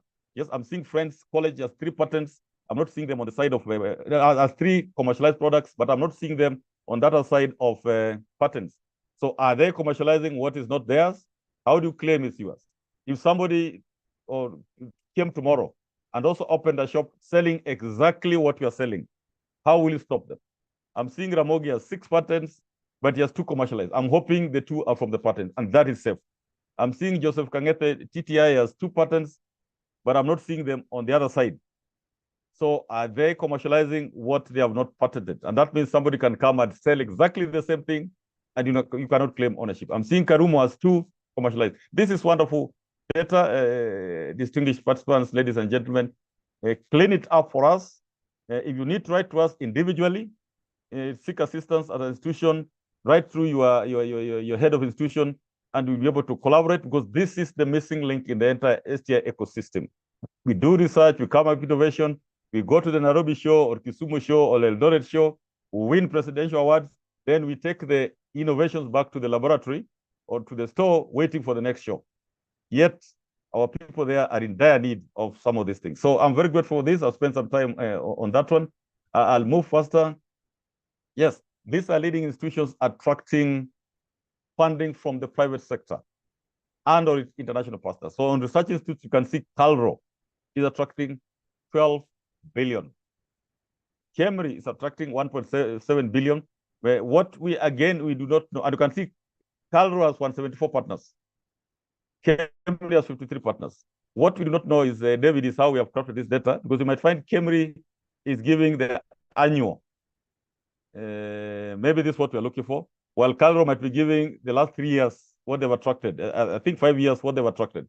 So we need to be very clear when people are filling this form. Are they giving us for the last 5 years? Are they giving us for the last 3 years? Are they giving us for annual? But I know CalRO attracts a lot of fund from external partners. Kemri attracts a lot of fund. I'm surprised National Museums of Kenya is doing very well with 178 million. KV, Kipra, Kipra, Kiri, and so forth. I don't know if you have one for TVET institutions. I'll just jump. Yes, Kisiwa. Kisiwa is attracting, if they are there, they can confirm if this is true. There should have been commas there. I think 86 million.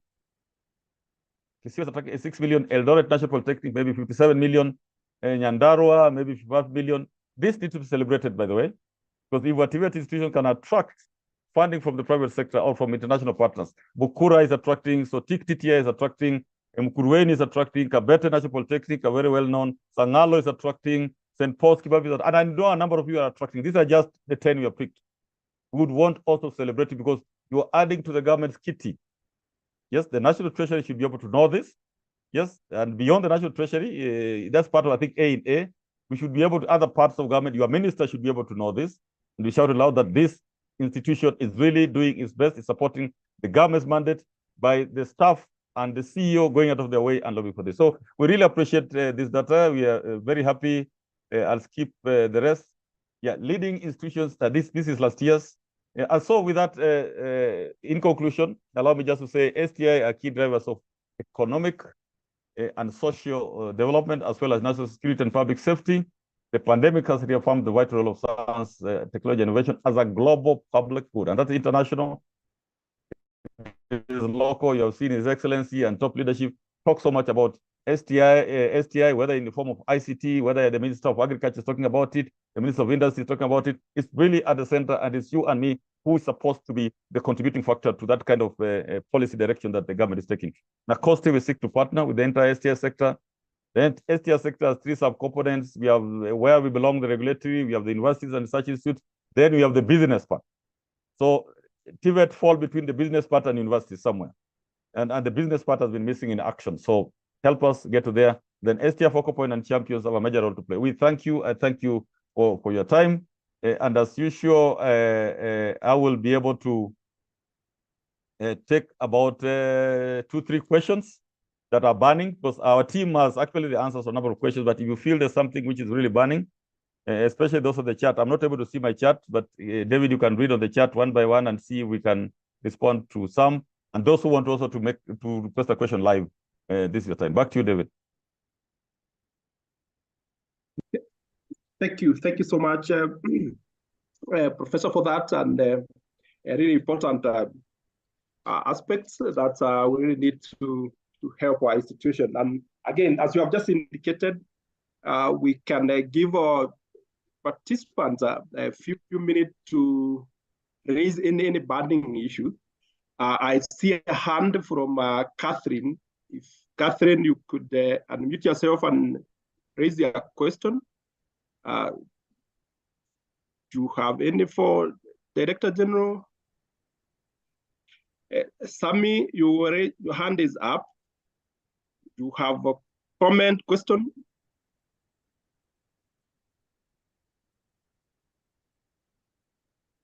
Fred, okay, as they do that, and I thank you for raising that. I'm seeing from Water TTI, I think they have corrected the figure for the smart board. It was the figure was indicating the figure is 200,000. I think it was an error from their data capture. Yes, yes. I've seen that corrected, but it is okay. Hello. So what that's very important, and that's why we need actually to do these verifications, because even as we wanted to see which is this smart board which is costing 200 million, it must be connected to satellites or something. Okay, next. Yes, Fred Spooner, your hand is up. Yes, Daktari. Well, I'm Fred Spooner from Sangalo.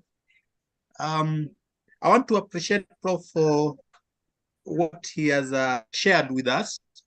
But my issue is, Prof, why don't you work also on sensitizing the managers of these institutions? Because, you know, there are people who are holding, like, there are the financiers of the research in those institutions.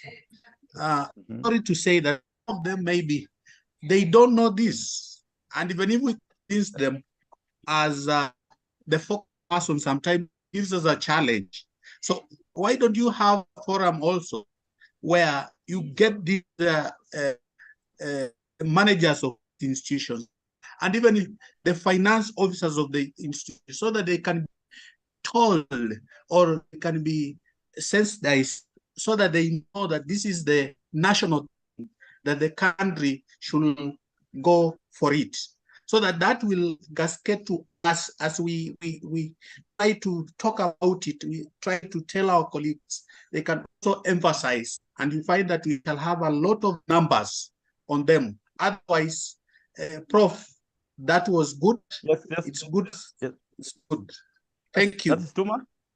Yeah, thank you, Sifuna. Stuma. Very, Sifuna. Yes, from Sangal. Yeah, thank you, Sifuna. I think our team has recorded that. A great idea, and actually that's where we are heading to. And that's why, number one, of course, the number one team which is supposed to sensitize the leadership is yourself when you go back to your institution. You don't do it verbally, you do it through a report. You write a report, we attended this training, and we saw our institution, we saw these institutions were like doing well, and us, we are here. That's the first part. But we're saying once we clean up this data, you can see like now that water 200 million, it would have picked quite some eyes, and then once we clean this data, we will have a forum with them. And just like it will inform you, like last week, we had a forum for all heads of institutions organized by Kenneth. And I was called to talk on some other things. I brought in this data, by the way. It was also very interesting. I brought in this data to all heads of institutions, TVETS institutions, ministries, because those who are engaged in Kenneth, you know, matters of internet, Kenneth is a leading. So we are able to share with them exactly the same data. But first, let's clean up. Then number one, you as our leads there, you write a report. And when you write a report, it means you also book an appointment to explain the report. And once we clean up, we have so many forums that we can do this multi-sectoral conference. It's attended by so many people, including high school students and primary and universities and so forth. But I really appreciate that. Our team, I hope, has recorded that. Yeah. Next. Thank you. Thank you. Next, we have Sami. Your hand is up.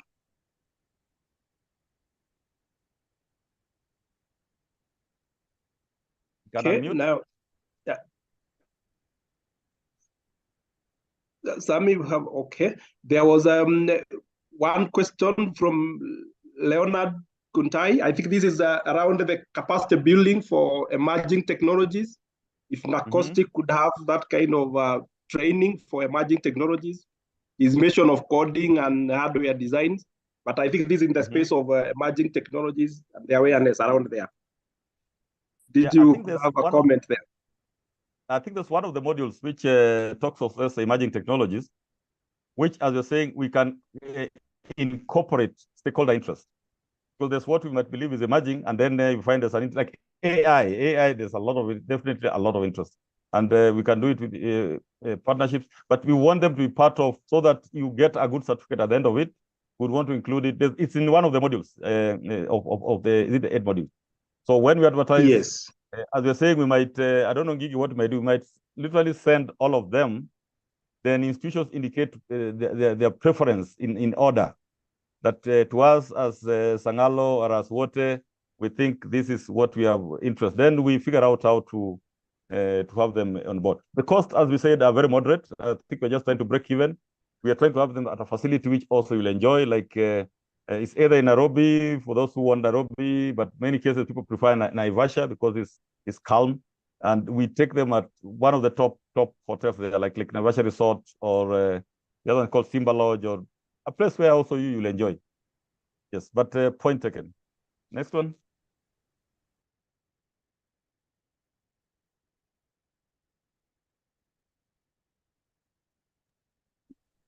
David, back to you. Have any other hand? Okay, there isn't a hand. There isn't Yes. others. The rest are just for comment that the team here should be able to address. Okay. Thank you so much, Director General. Yes, so allow me just to thank our distinguished participants once more. Thank you for sparing your time. I'm seeing the numbers have almost remained the same as we started, and that is shows some interest in this. We also learn from you, so feel free to write to us, communicate through email, communicate to Dr. David Ngigi that we have seen this and this, because you also travel outside the country. You also know what's happening in your locality, which you might not be aware. This thing is collective. Our final request is exactly what I requested you. Help us get the data, the very simple data on R&D that we need to submit to UNESCO and WIPO for the sake of the country. Help us get it by Friday. Because if you just take a few hours when you're back at the institution, or I believe some of you are also in the institution now, you walk to the finance office, inform the CEO that this data is required by NACOSTI, then you have to. David, is it already in the questionnaire form where it can just be, rather than sending the form, is it in the other format? Yes, we have shared the Google form. Or the Google form, exactly. That is even easy. The Google form with the focal person. Just fill the data and we analyze it. So they don't have to fill a form and email back. It's just filling and automatically it comes to us. Yes, we have finalized that and shared the links to them. Okay. And the questionnaire now is in Google form. Please, share with your other colleagues who might not be part of this, because some might have attended in the previous meeting and they're not there today, but we'll also send to them. We really need that data. Otherwise, thank you very much. God bless. I'll be on and off, join another meeting, but I like following these sessions. I'll just be quietly join. David, thank you. Thank you very much for this. Thank you. Thank you so much, Professor. We do appreciate your time and contribution. Great. I think, dear participants, we really do appreciate for your extensive engagement through the wall and your comments.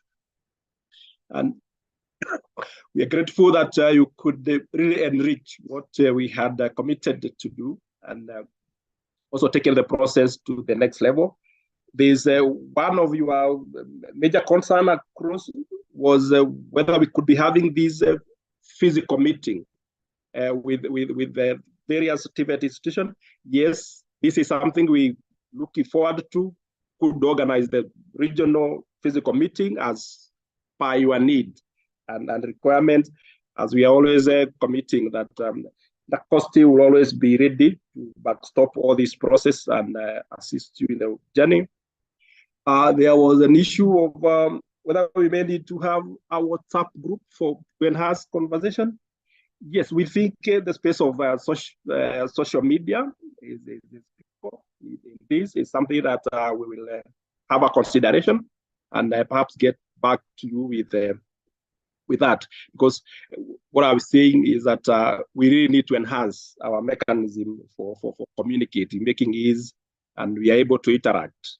And there was a concern whether we could be having seminar and conferences with science, technology, and innovation stakeholders in there. These are comments, suggestions which are well taken. And we do believe this will help us discuss this agenda, take it to the next level and accommodate your views and comment. I think with that, we will bring this one. Okay, but I'm seeing two hands, Victor and David Kosgei. You want to raise some comment, suggestion at this point?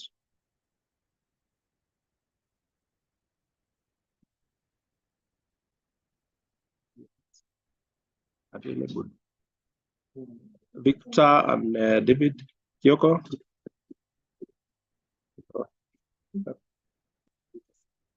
Just a minute, we enable you to raise your comment. Victor, Kyoko, can unmute and raise your issue. Yes. Yes, can you hear me now? This is Victor from Kefri. Yes, Victor, we can hear you. Yes, I had a concern on the tables that we are populating, table 1 up to table 8C.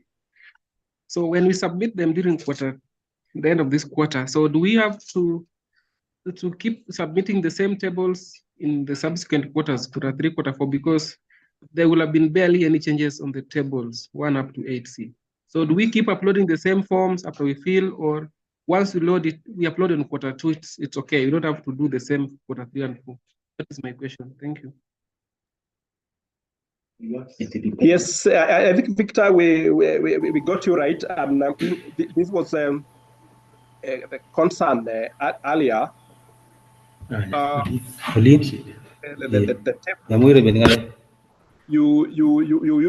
be filling them every time, but what we want to agree is that whatever you submitted one has already been put in the system. Subsequent quarters, you won't be changing and adding where there are variations. Because like the table on HR, 1, 2, there isn't much that will change within a year. So, but should you have any changes, just change those numbers, which will be very easy. It will be taking you 4 or 5 minutes or so. And this was the essence of us presenting that revised online reporting platform to make this easy. All those repetitive data won't be there anymore. But subsequent quarter, you only be changing what has changed. Finance or R&D expenditure, you only giving us the figure that you have spent in the subsequent quarter. I think that is it is well taken care of. Even as we are happy that we should be able to add value to the processes moving forward. We will have another opportunity early January to log into the system, and as you validate your data and also as you confirm what you gave us in quarter 1 will already be uploaded in the system. So for quarter 2, when they give us the variations. I think that, Victor, that have addressed your issue. There was somebody else who had hands up.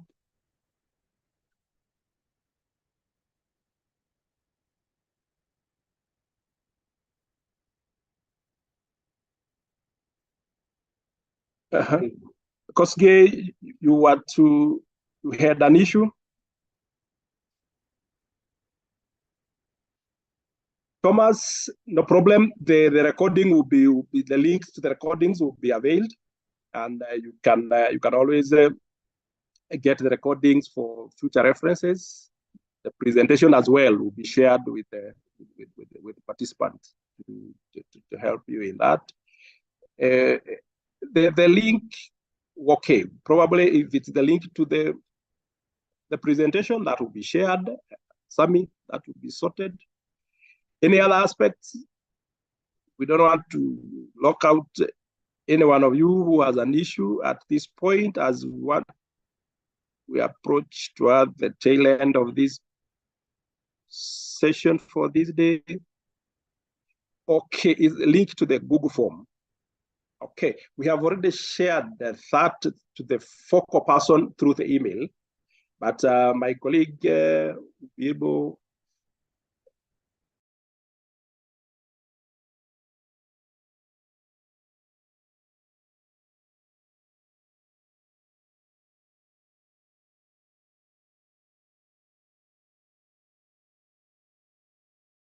Okay. So, Sami, the link to the Google form has already been shared to the focal person of all the institutions. And I think it would be easy for the focal person to share with the champion so that they help in populating the data. That be sorted. Okay. Thank you so much. I think we thought to want to bring this to an end, and more so to really thank you for your active participation, for sacrificing the time to be with us this day and this particular time of the year. This was our commitment for second quarter, which you have made it a success for staying along with us and engaging us and let us have your feel, have your issues. As we break to the Christmas festivity from our end, we want to wish you a very Merry Christmas. Wish and pray for a very prosperous New Year 2024. And we continue with this agenda together as a team as we grow stronger, as we contribute to making our country better. So thank you so much all, and may God bless you. Kwaheri.